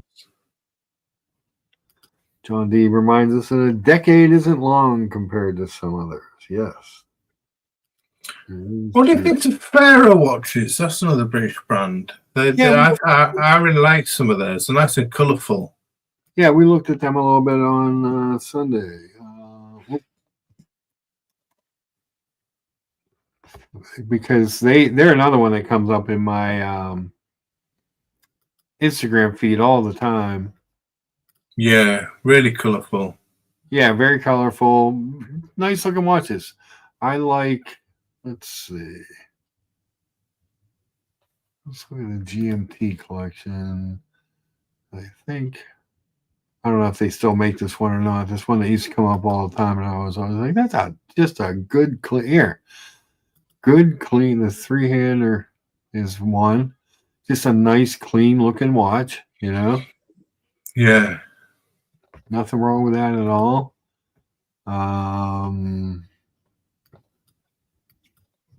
That moon phase is really nice, I think. Yeah. Burbridge. Yeah. Yeah. Comes in different colors. Without the pink, got a pink moon. You can get a yellow moon. You can get different dial colors. But Really, really good for a moon phase watch. Yeah. Bargain price, you know. Hmm. Yeah, for $17.95 for a moon phase. I'm trying to see if I can find. There's one that it comes up every once in a while. I'm always like, that's a good looking watch. I don't see it. They may not. It's May have gone out of the collection now. yeah. Well, this one reminds me of it because the 3 and the 9 with the pilot's arrow at the top, GMT. It was a different colorway, but it was a nice looking watch. You know, I mean, it was nothing. You know, I mean, there's a lot of them that do good stuff. That he likes fairer too, perhaps more than Christopher Ward, since they cost less and give a greater equal product. Yeah. Yeah. I mean, really, and John D owns one of these, but you know my theory. What about Baltic? I mean, people back on Baltic a lot. I had a Baltic before. It's small. Are they too small, the divers? Yeah. I had I can't remember which one. Vertex watches. Here we go. Here go my guys. Yeah. The M100. I love that watch. I just Lovely, isn't it? So smart looking. With those blocked loom indices and those syringe hands and just, you know, just a good piece. I think John D has a Vertex. Yeah, they're cracking watches. Don's such a nice bloke to talk to, and Yeah, you sent me that little interview thing from him. chat with. Yeah, yeah. It looks practically identical to the original Dirty Dozen watch that they did as well. Just a little bigger, because I think he came out with, which is fine. It's cool. He did the M36. So he did a 36 millimeter that's more true to the original size. Sure. You know, this one. But I just this is a micro brand that I like. You know what I mean? Like, I even think his these Aqua lines are good looking watches. Oh, the Aqua line's lovely. It's a really nice diver. That Yeah. I like it on the rubber strap more, but yeah, it's a nice looking piece. You know? Really nice diver. Really nice. Hard to beat. What do you think when it comes to things like San Martin? Then, do you think they're a brand that? I think they're doing more now, but they're very, very homage-y, and I mean, almost to the point of ridiculous for a long time. But I think they're trying to expand into some of their own stuff now. We'll see how they do. Holman wants to know if you've ever handled an Arraign. No, I haven't. One of the famous Dirty Dozen, one of the famous Type 20 brands, I believe. Arraign, Oricost, Dordain, Breguet. I haven't. Holman, no. Yeah, John D has a modern 40 millimeter and a vintage 1944. Hold on, cat. Now what? Now what do you want? All right. Come on. Cat time. Never mind, Thomas.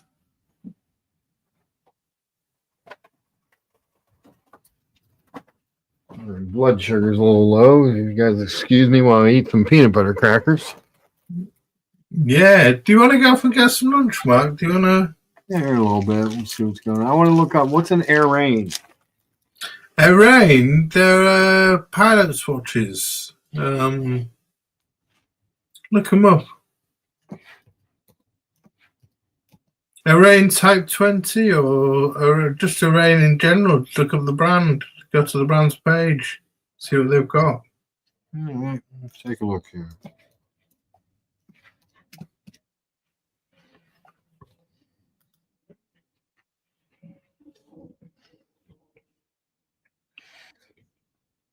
Oh, there's a nice looking. Oh, that's real nice looking. Type 20.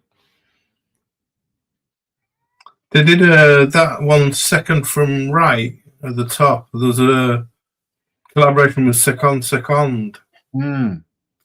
That had clouds on it. So, they probably like that. What do you think to Second? Do you like his collaborations that he does? No. I'm very traditional. Right. Yeah, I prefer this one.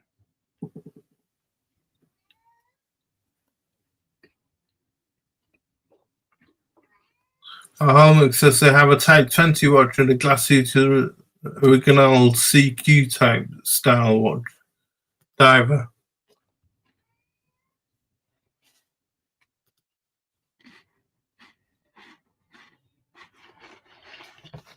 So this is Type 20.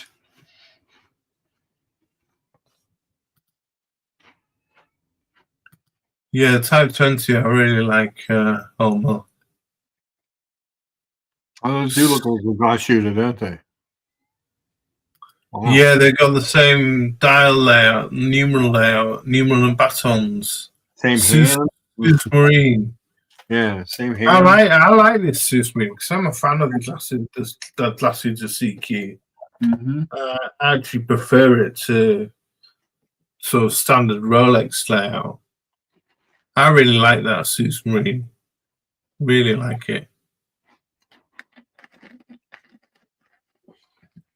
I tried on that CQ at Teddy's place, and it was really a lot nicer than I thought. I liked it a lot more than I thought I would. Yeah, I mean, was it the big date one or just the standard? Yeah, it was the big date. It was, I got a picture of it in here somewhere. Beautiful. Keep scrolling far enough and I'll find it, Thomas. There it is. There. Oh, lovely. Yeah, really nice. Yeah. Really underrated brand. Really underrated watches, I think, these. As I say, I prefer the look of them to the Submariner because there's so many Submariner lookalikes out there. Oh my God. That you just get a bit bored of the design, to be honest. Well, I do anyway. I get a bit bored of the design, to be honest with you. I mean, I own one, but I own a Kermit, but the Submarine home milk, yeah. So there's the Glacé, and then we'll go back over here and look at the very similar. Yeah. Carbon copy. Looks better on that rubber tropic strap, but yeah, John D saying the big day CQ's right up your alley, Mark.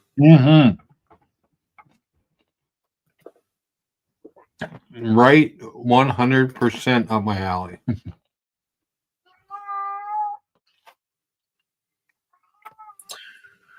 What do you think to cheaper brands like Spinnaker and? I love Spinnaker. I own 2 of those. I bought. That's what I bought from Mark. That was the other watch I bought from him. Was a Spinnaker. Really?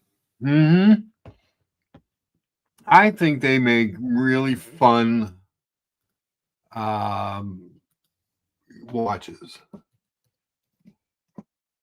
Spinnaker watches. Hold on. I had like a Flus or something. I think I had 2. Oh, the Flus. Did you get the 50 Phantoms Flus? The no. Let's see. And again, this is a few years ago, so they may not have all the same stuff, but I remember a Spinnaker Flus. It had a really cool bezel. I love the bezel on these things. And they're fun and they're cheap. Yeah, really cheap. Really accessible. It looks a bit like a Zodiac, doesn't it? A Zodiac Super Seawolf, that bezel. Yeah, a little bit, yeah. It was something like this one. I think because it was bicolored, I think. But it wasn't a GMT. Yeah, it was something along the lines of this. It was yeah, we're sharing it then. But it was just a nice watch, textured dial, cool bezel. Nothing, nothing special. You know what I mean? It wasn't anything. What's that? $300? $305. There you go. I mean, I think I got off of Marks, and I had a discount coupon for like 5 or 10% off. You know. And they're doing Valentine's Day 20% off, auto discount, no code needed. But Spinnaker makes great watches. Again, fun watches. You know, you're never going to be called. You know, it's never going to be high horology or anything like that. But if you're just looking for something that looks good and is fun, that's a great looking watch. Yeah, John D's saying Marcus previously said that the eject or failure rate of Spinnaker watches was not very good. Yeah. Cheap in price and quality. I must say, a Spinnaker that I had once soon conked out on me. Yeah. I don't look at it as a Spinnaker. Like, you know, if I bought a Spinnaker or a Long Island watch or anything that's under $500, I'm not looking for like a lifetime with it. I'm probably using it for a short time to couple of years moving on with my life, you know. Cloud Kent says I never liked the Nautilus Chronos with the big bullseye.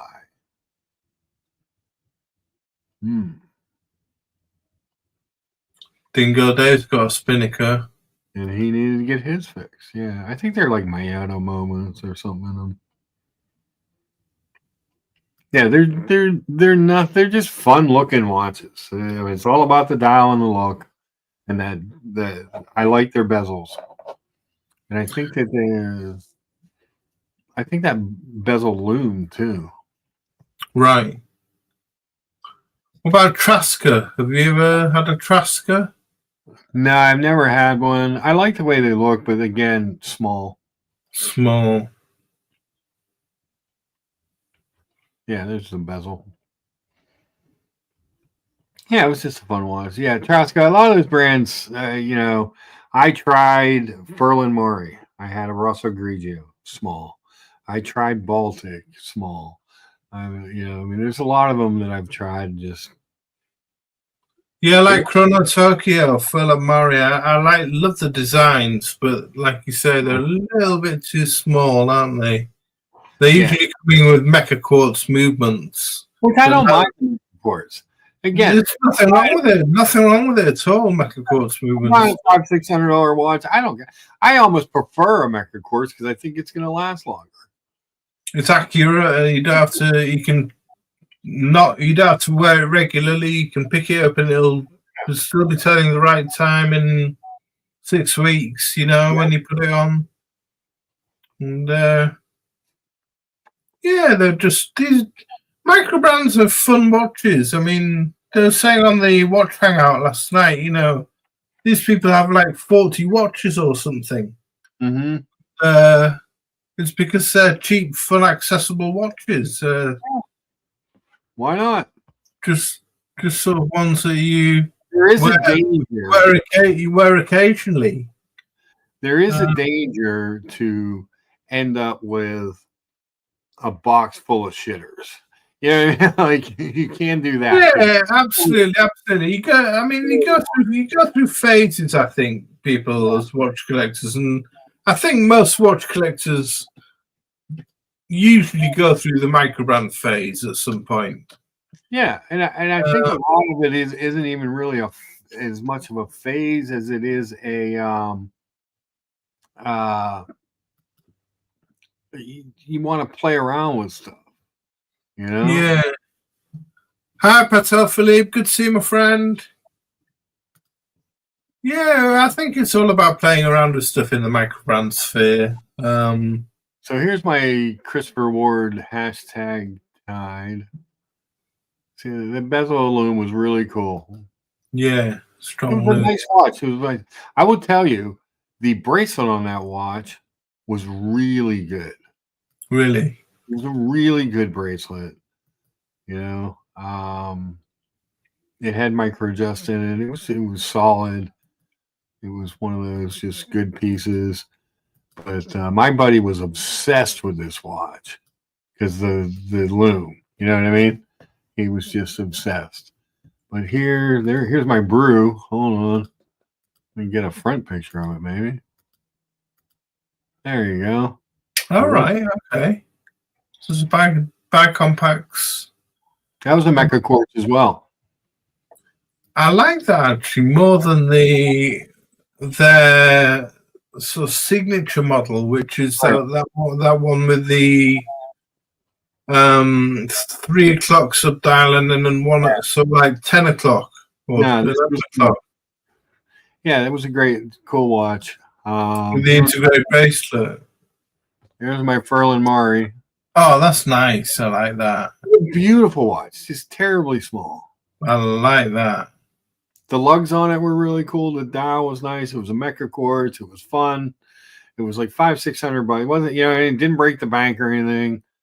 Not super easy to read, but a cool watch, Sector dial style, yeah. John D says micro brands are great fun, like the Hawaiian shirt you might only wear to someone's backyard. Exactly. You can get obsessed with them, but in some ways, it's a way to try different stuff. And I think it's a great gateway as well to the hobby. You don't always have the funds to buy expensive watches, whether it be whatever brand you're into, I mean, it's a great gateway to and a bunch of hobby here. That Tissot Balade chronometer, that was a nice watch. It was a hair small, but it was a nice watch. The Gentleman's a nice watch. Had some PRXs. I've got some nice watches, but I've even been considering one of those Citizen Ciosas in yellow. Oh, those are nice, yeah. Oh, yeah, I put this on this Strapco bracelet, and it just changed the entire watch. It really looked good that way.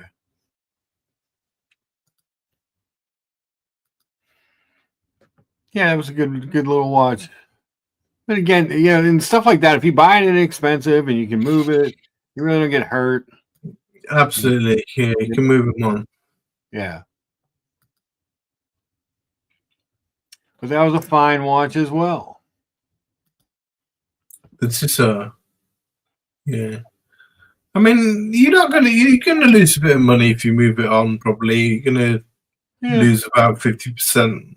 If you move it on, but just if you sell it on eBay or something, you're gonna get people lowballing you, not making offers. But yeah, hey, that's all part of the journey of collecting, I guess. Absolutely.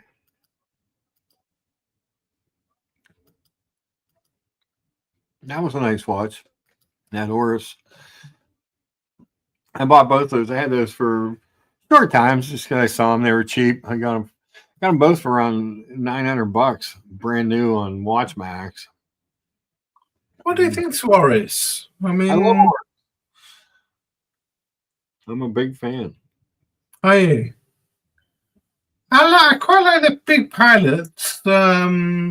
They've done some nice colours in that, the burgundy, and they've gone a funny direction. What do you think to these Miss Piggies and Kermits and things like that they've done with novelty watches?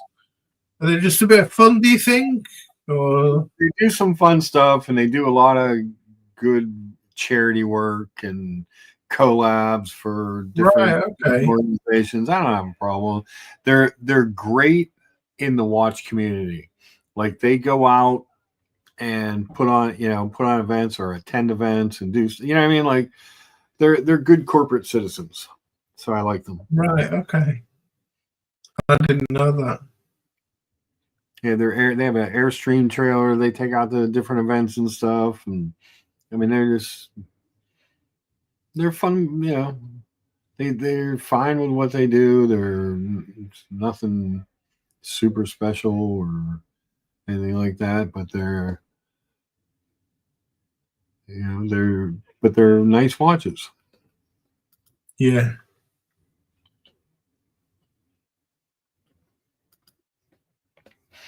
Boom. All right, Thomas, we got about 4 more minutes. Yeah. I do have to let you get some lunch, mate. Let you get some to eat. Get some food in my belly.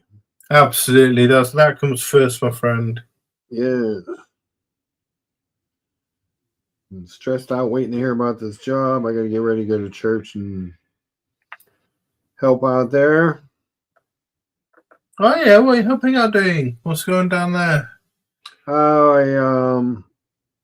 Since I had some time, I put in to volunteer some holy hours before the sacrament when they have it displayed. You got to make sure someone's there. So, right, well, that's cool.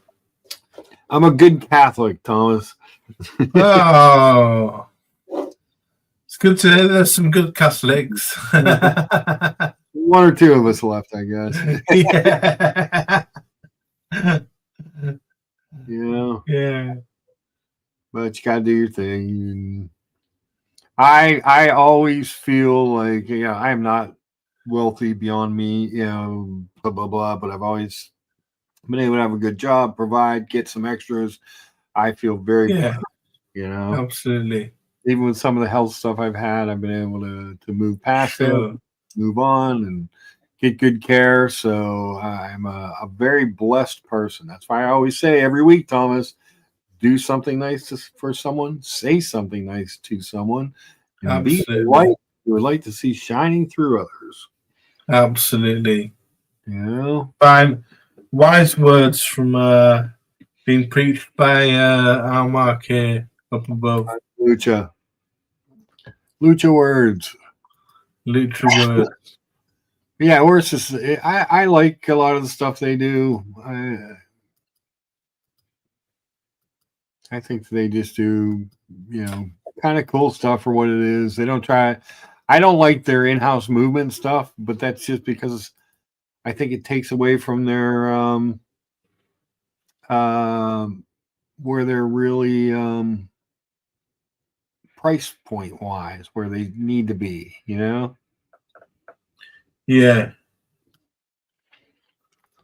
Yeah, some of it gets expensive. I mean, the pro pilots, especially these Miss Piggy collabs, and they get to like sort of $4,000, don't they? So yeah, and when the stuff that they put their in-house movement into is just nuts, price wise. Look at the dial on this watch. I need to get another one of these. Oh yeah, the Spirit, Zulu time. And that's a good picture of it, but it still doesn't really do it justice. That dial is so nice.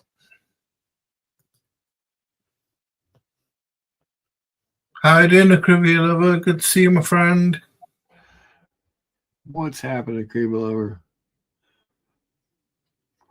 Always good to have Thomas on any panel. Oh, it's Akribia Lover 8. It's Apes' new name. Yeah. Ah. I recognize the avatar. Yeah, I recognize the avatar as well. Dingo Dave says 1 and done. That watch really, yeah, it really could be that Spirit Zulu time. Yeah, could be. It is so underrated as a watch. It is so nice. It's got the Longines proprietary ETA L8884 or whatever's in it. I can't remember, but it's a true GMT with the jump hour hand. The dial is amazing. You get them in different sizes, different materials, different colors. They don't try. One of the things I really liked about it, Thomas, when I bought this, was that they weren't trying to mimic a Rolex. So your ceramic bezel's a little thinner. and it's not bicolored. It's, you know what I mean? Like they were just being their own thing. Yeah, the date's well placed at 6 o'clock, isn't it? Yeah. And, Yep. And the yeah. dial's interesting. The dial has, you know, it's just an interesting dial. Yeah, raised numerals. Yeah, it's really nice watch. Yeah, just really did a nice job with it. And like I said, I think it's criminally underrated as a watch.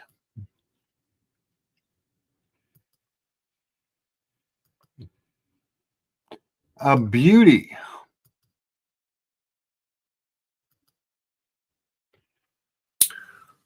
So there's a Colony stream on later on, is there? 9:30. Right, everyone check in for that one. Yeah, it looks like an interesting topic too. So yeah, the Crave Lover says, well spotted, Thomas.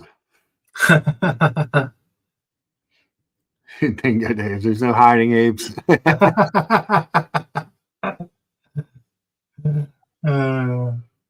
Wait, you can't hide. You just can't hide. His eyes all over the place, apes.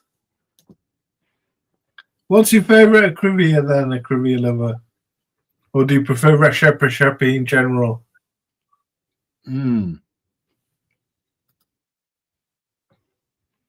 Well, I mean, these are beautiful watches, but I always like AKO 6. Right, wow. Just brilliant looking. Look at that. Look at the dial on that watch. I mean, where are you going? Yeah, it's wild, isn't it? Even the crown is beautiful. Open work. The beveling on the crown is beautiful. It's just, but it's open work, but it's not a true skeleton. You know what I mean? It's not like completely speaking. It just, there's something a little bit different about it. It's just beautiful. It's a beautiful watch. Yeah. Yeah. Power reserve at the top, and Whole Milk says I like a Crevia lover, but not a Crevia.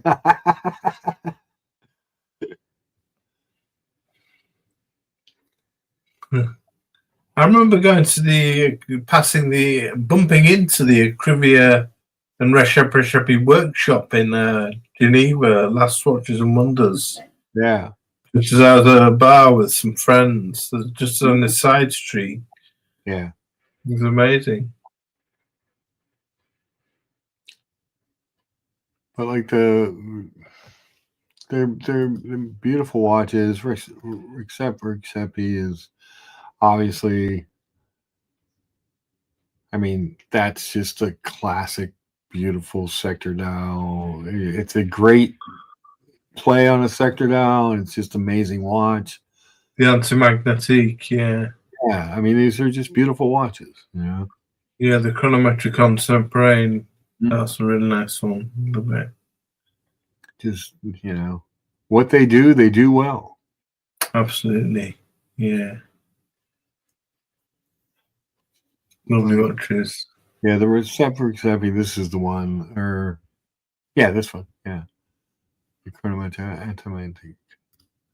This watch is just beautiful. It's just a gorgeous watch. I like the hands. I like the dial. I like the case. Got a good question from John D for you, Mark. If you had unlimited free watches, knowing your rotation frequency, how many would be in your collection? 5, 6, 15, 45? I think the perfect number is 7. One for each day of the week. Yeah. I think, yeah, if you want to wear one different watch a day. Or would it be 31, one for each day of the month? No, it gets a little crazy. Yeah, it gets a little crazy. I actually 3 or 4 is fine. You know, you can rotate those pretty easily. Patel Philippe says the only thing amazing about these is their price. They are expensive. Yeah, they are. That's totally right. They're beautiful watches. You know, I like expensive. beautiful watches. Doesn't you know? And if you can afford it, God bless you.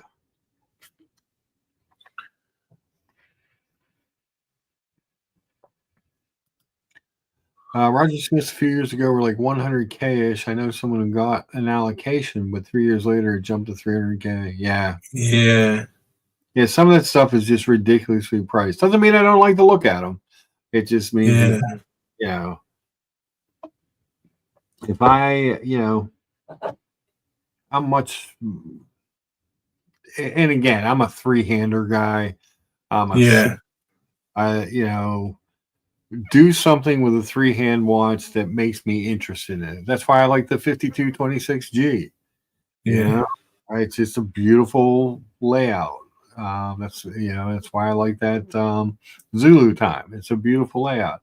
We're talking about watches that are $3,000 and 35 grand or something. You know what I mean? Like, it doesn't matter. It make it interesting to make me want to look at your watch.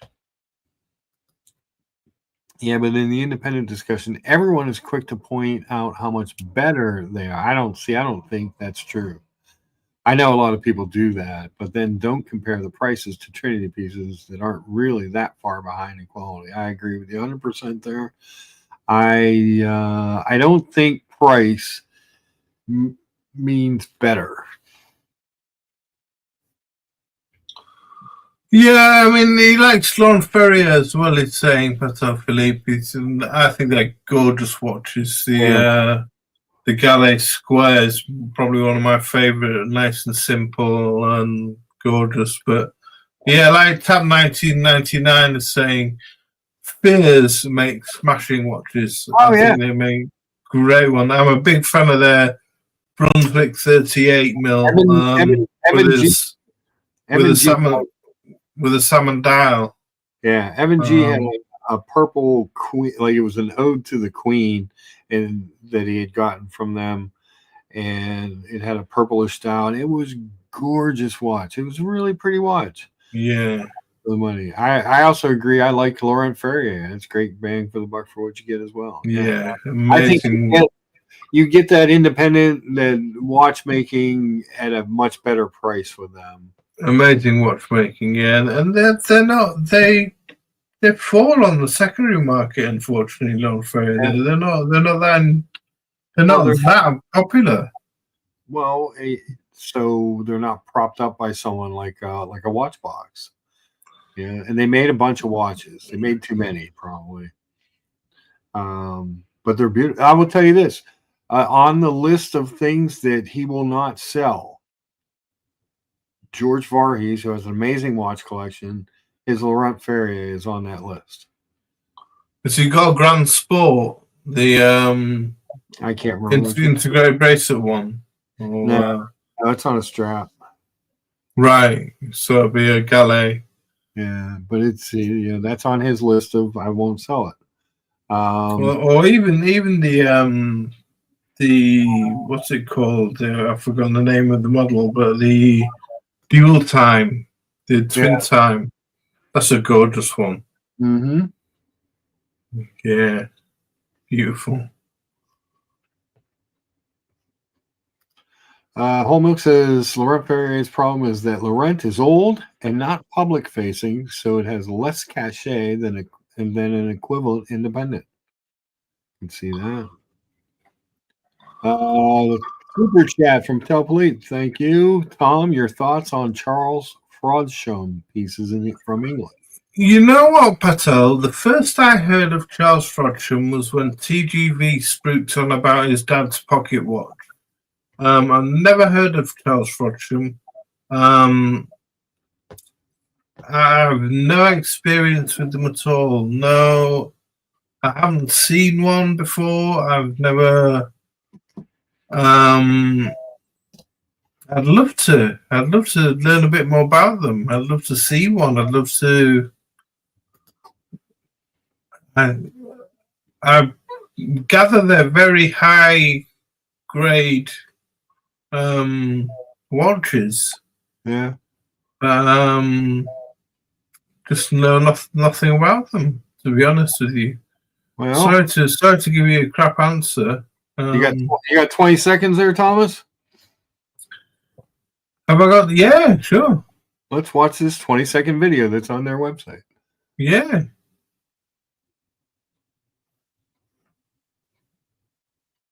Looks like no sound. So they make wristwatches as well. Yeah. That's quite nice, huh? Yeah, it's a beautiful watch. Yeah. Now that'll be in precious metal, won't it? That'll be in gold. Yeah. If you ask me, I would take a 5226 over that. You know.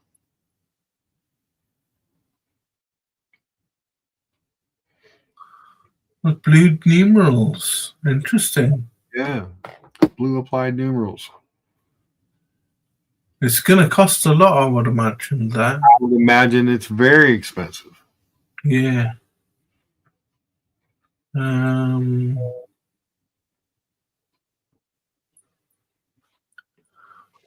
Oh, double barrels. Yeah, nice. Twin barrels. Mm-hmm. Signed.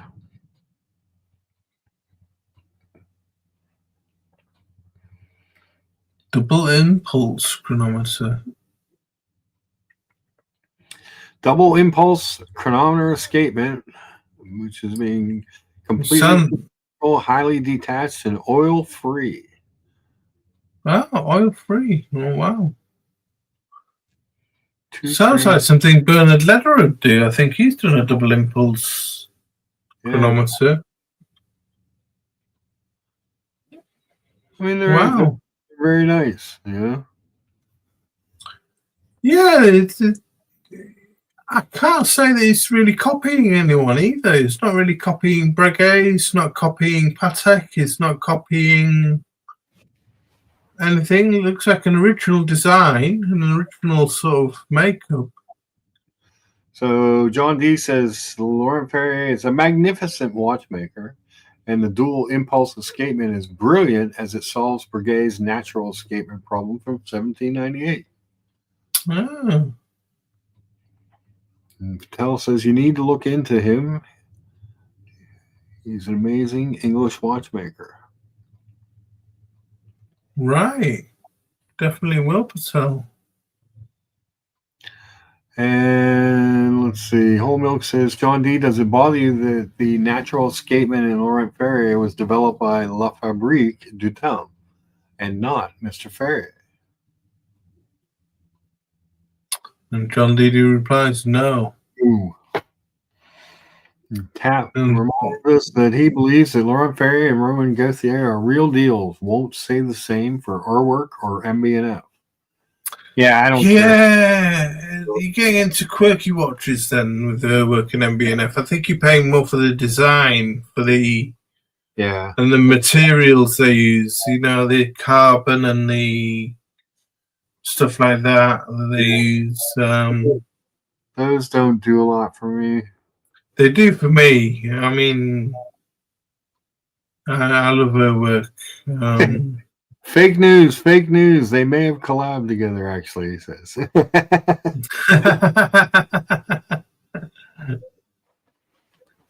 Yeah, I really like her work. But the Laurent Perriers are beautiful watches. And they're, for the price, there's value there.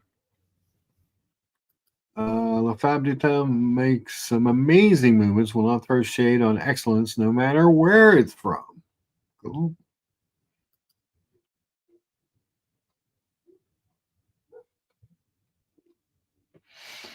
Cool. Oh my God, we got 26 people watching again, Thomas. How many upvotes do we have?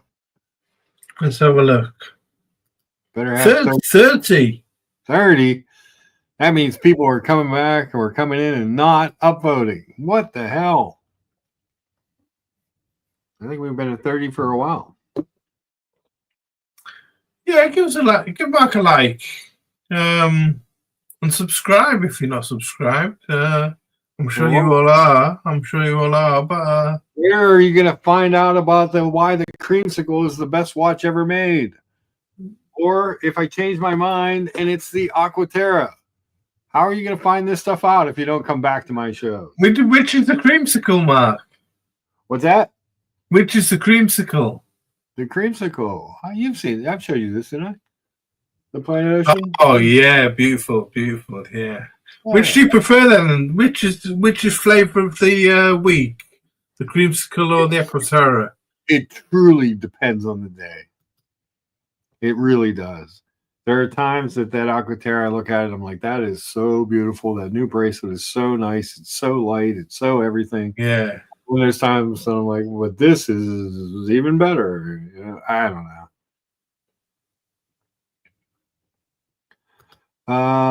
EM says, just picked up a 41 millimeter Aqua Terra in blue teak. My wife likes the turquoise, but I don't see it in 34. Let's go back over and look. I don't know that the turquoise is available in a 34. Let's go. We go over to the Omega site again. Good thing I'm such an Omega fanboy that site is always up on my thing. I think they do the new black lacquer. Yeah, they do the two-tone in green, the black lacquer. They do the Matthias. They do the shade. He showed me some love, Matthias. Oh, nice. Mathis. So I think the closest would be this shades. Hold on. It's turquoise. It's not quite the same, but that's the shades one would be the closest to the 34. I know they make it in the 38, the way that mine is.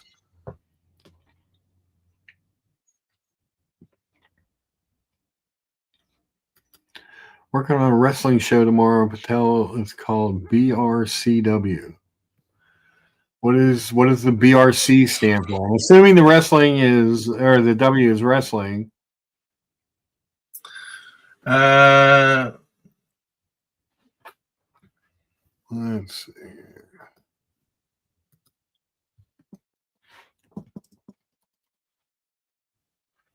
Let's look up the BRCW wrestling. Boca Raton Championship Wrestling. Interesting. Cruising for a Bruising, January 30th, 6:30 p.m. Doors open at 6. Let's see who's on the card. We've got WrestleMania. They won't let you make the picture. There you go. The High Seas Rumble. Looks like a big battle royale.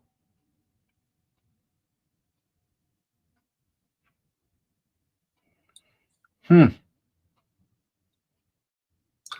is this on television or YouTube? No, this is a local live event.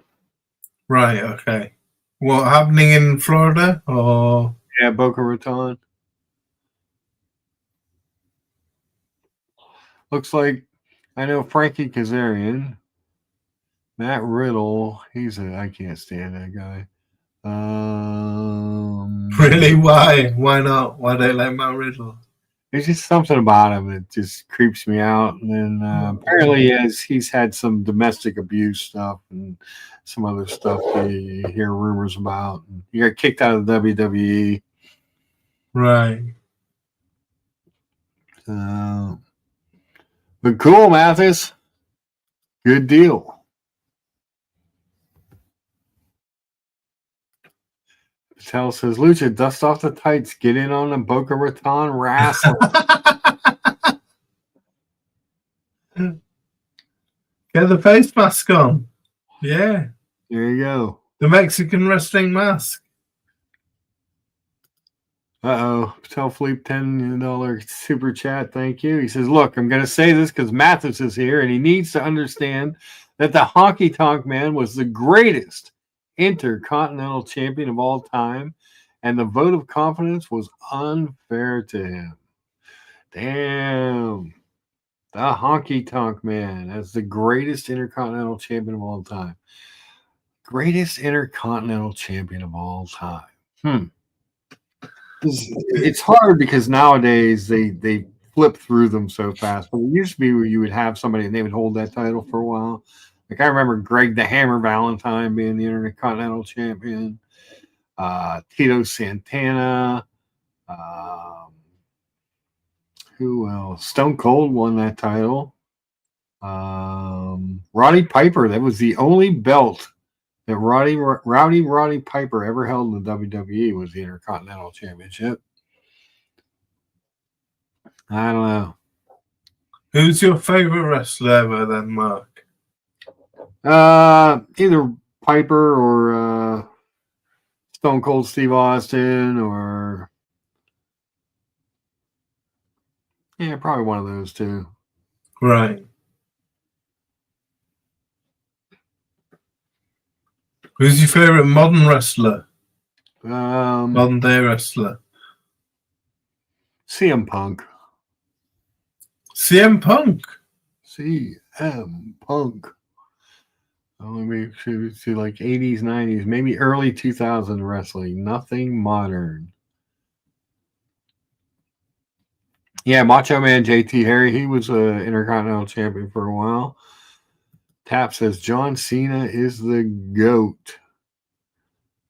Yeah, never. He's an odd guy because half the crowd loves him, half the crowd hates him. Mathis says Sting is his favorite of all time. He's a Stinger guy.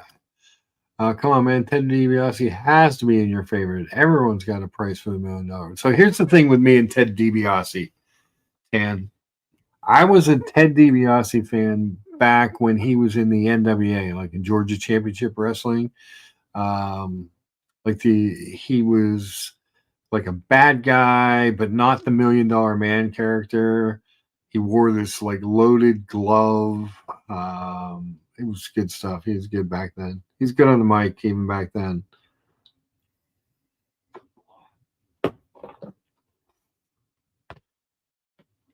Andy Louie, howdy. He says Kurt Angle and Eddie Guerrero were great in the mid-2000s. Yeah, Kurt Angle grew up real close to the dealership I just worked at. Pittsburgh Kid. The $1 Million Dream is an awesome move. Put my kids in it all the time. I'm a Cobra Clutch guy. Sergeant Slaughter. Bob Backlund was the most boring heavyweight champion. Yeah, it was a really long reign, and it was really vanilla. Really vanilla.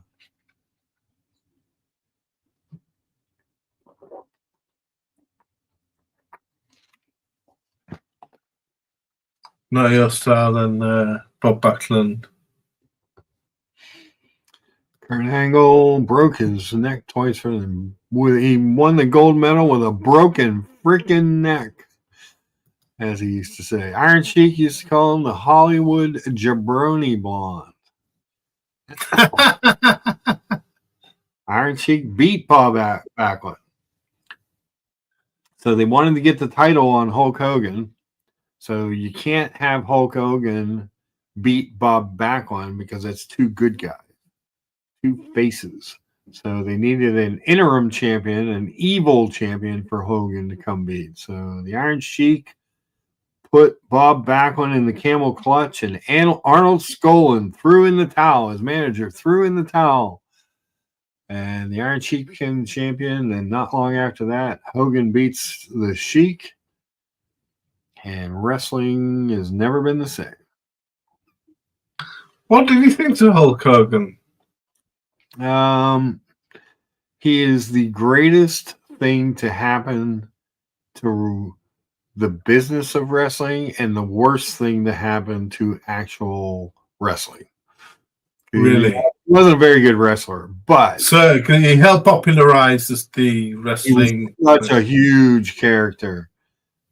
Yeah. Anybody in wrestling that doesn't appreciate Hulk Hogan is crazy because like all these guys now, they make millions and they never would have been there without a guy like him. Right. Backlund was a great heel. He was a great heel. I love the Sheik Twitter account. Yeah, the old Sheik Twitter account was great. Hulk Hogan banged his friend's wife. He ain't a good dog. Nope. Yeah, he's not a great person either, but he was perfect for that time. And he really catapulted wrestling. And Piper. It was him and Piper. And people forget that because if you don't have someone who can draw, I mean, Piper drew so much heat. People hated that guy so much. They went to the matches to watch Hulk Hogan beat the shit out of Roddy Piper. That was the draw. You know, you can't just be a lone wolf. You have to have a foil in wrestling, and that was the foil.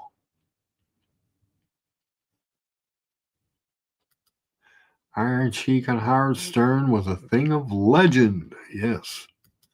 Patel Fleet says, Mark, in a wrestling show, we need Mathis debrief on Sergeant Slaughter turning his back on America. Yes, he did. Yes, they did. Today, they don't know a wristwatch from a wrist lock. They don't know, and they don't care. Gordon Soley. Gordon Soley. God bless Gordon Soley. Wasn't The Rock a wrestler? Yep. What was he like? He was, again, he was he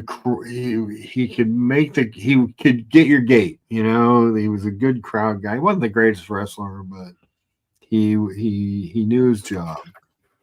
Content, it was Vince taking advantage of the Gulf War. That's right. Yeah, he turned Sergeant Slaughter for the Gulf War. I remember the 4th of July event with pay-per-view trying to body slam Yokozuna on some aircraft carrier, and Lex Luger does. Yeah, well, Lex Luger, Vince wanted to push Lex Luger as the next Hulk Hogan, but just didn't have the personality. You can't just be in there. Should have had Hogan Warrior 2 instead at WrestleMania 7. Yeah.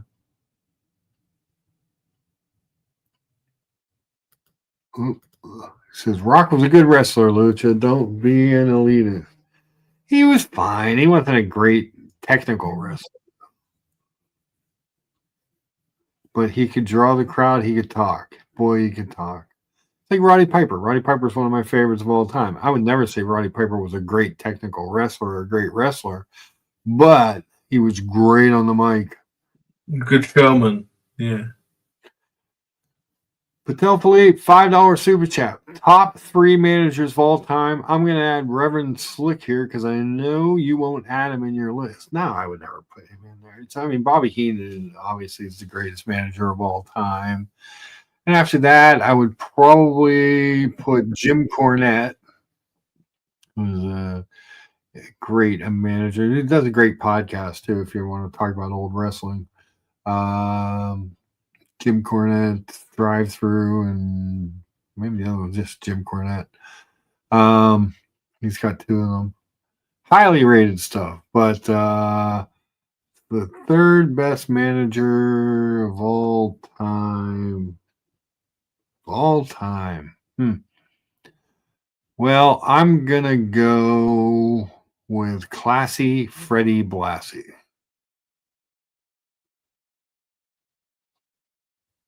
Johnny O says Miss Elizabeth. Patel says Master Fuji. Jimmy Hart. Bobby Heenan. Bobby Heenan was the greatest manager of all time. One of the reasons Bobby Heenan was the greatest manager of all time was he was a good wrestler. People didn't know this because he didn't really show it, but he could take a bump. But when they finally got their hands on him, he could make it look good. Paul Heyman's a great manager. I don't know if he's top 3. Brock Lesnar can't speak, so he has to have a man. That's why managers exist. A lot of these guys aren't good on the mic, so you need someone. Plus, back in the territory days, so what would happen is you would have your kind of base core group of wrestlers, but the other guys would come in and out. So when the new heel came into town, you needed to signify to everybody that he was a bad guy. And the way that you did it is you put him with the bad guy manager. So if like Bobby Heenan was the big manager, of the heel, whenever the new evil guy came in, he would go, his first appearances and interviews would be with Bobby Heenan, whether he could talk or not. Even if he was a good talker, you'd have him on there, because you needed to get heat on him. You needed to fast because he wasn't going to be there forever. The Road Warriors manager, Paul Ellering, he was another good manager. He was good on the mic too.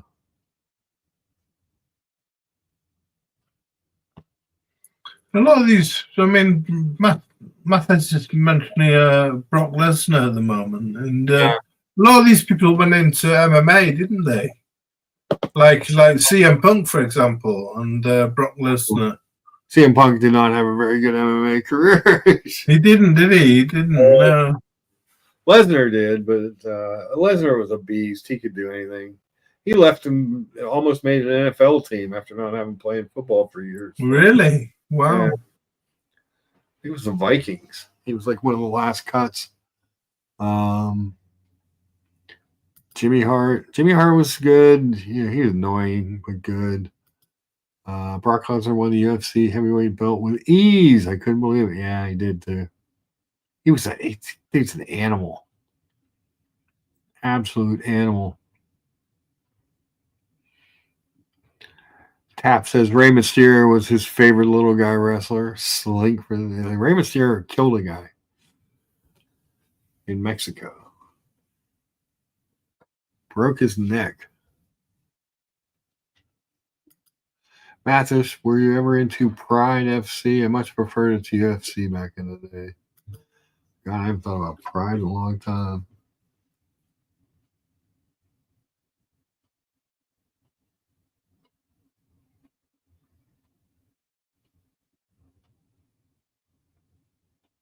Sorry about that.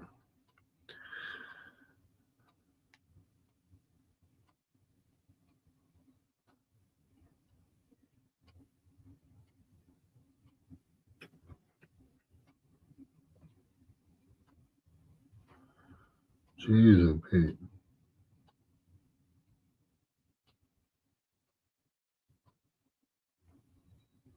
Yeah, Patel Philippe saying some of the people from Pride, Wanderlei Silva, Mirko Krokop, Fedor Emelianenko.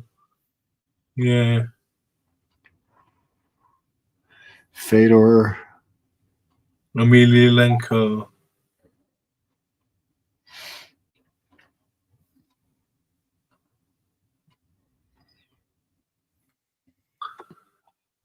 Hey, we've had Watch Talk, we've had Wrestling Talk. Give us a thumbs up, guys.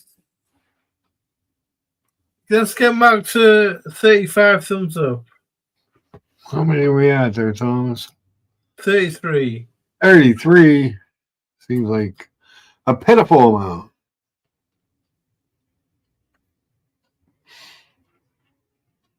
Mathis, hit the like button for God's sakes. All right, guys, I really have to go eat. You've been eating crackers behind the avatar, haven't you? And you need to eat that. I gotta get some food. My diabetic body's blood sugar is plummeting as we speak. Oh man, get some food, man. But guys, 9:30 tonight is a Colony show. Looks like an interesting topic, so check that out. Hit the upvote button on your way out if you haven't, and we will see you either tomorrow or Friday. I'll do I'm trying to do 2 weekday and the Sunday show. So either tomorrow or Friday I'll do a show depending on what's going on. I'm going to try and get out to the Joyce's Jewelers and check out some watches. Again, I'm sorry the lady at Watches of Switzerland wouldn't let me take any pictures of watches on my wrist, which was just bizarre. But hey, what do you? Pato Phillips says you didn't even do your finishing move, the pile driver. Oh no, I'm a DDT guy. Can you just highlight Tap 1999's second from last comment above Pato Phillips? Oh, Lucha is the man. Lucha is the man, exactly. Lucha is the man.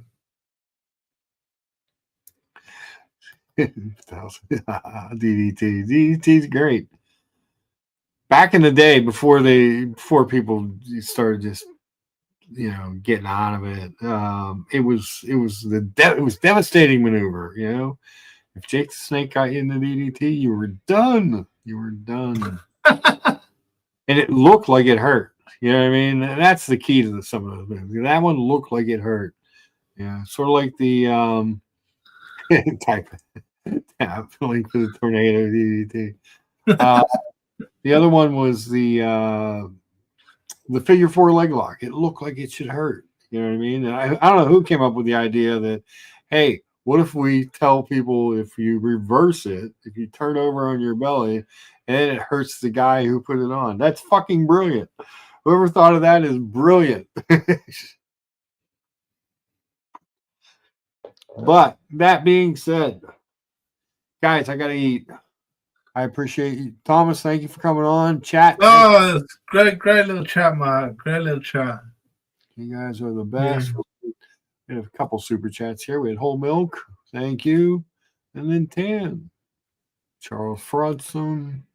The Honky Tonk Man. And top 3 managers of all time. Guys, thank you so much for coming by. I do appreciate it. Cheers, everyone. No idea. All right. And we are going to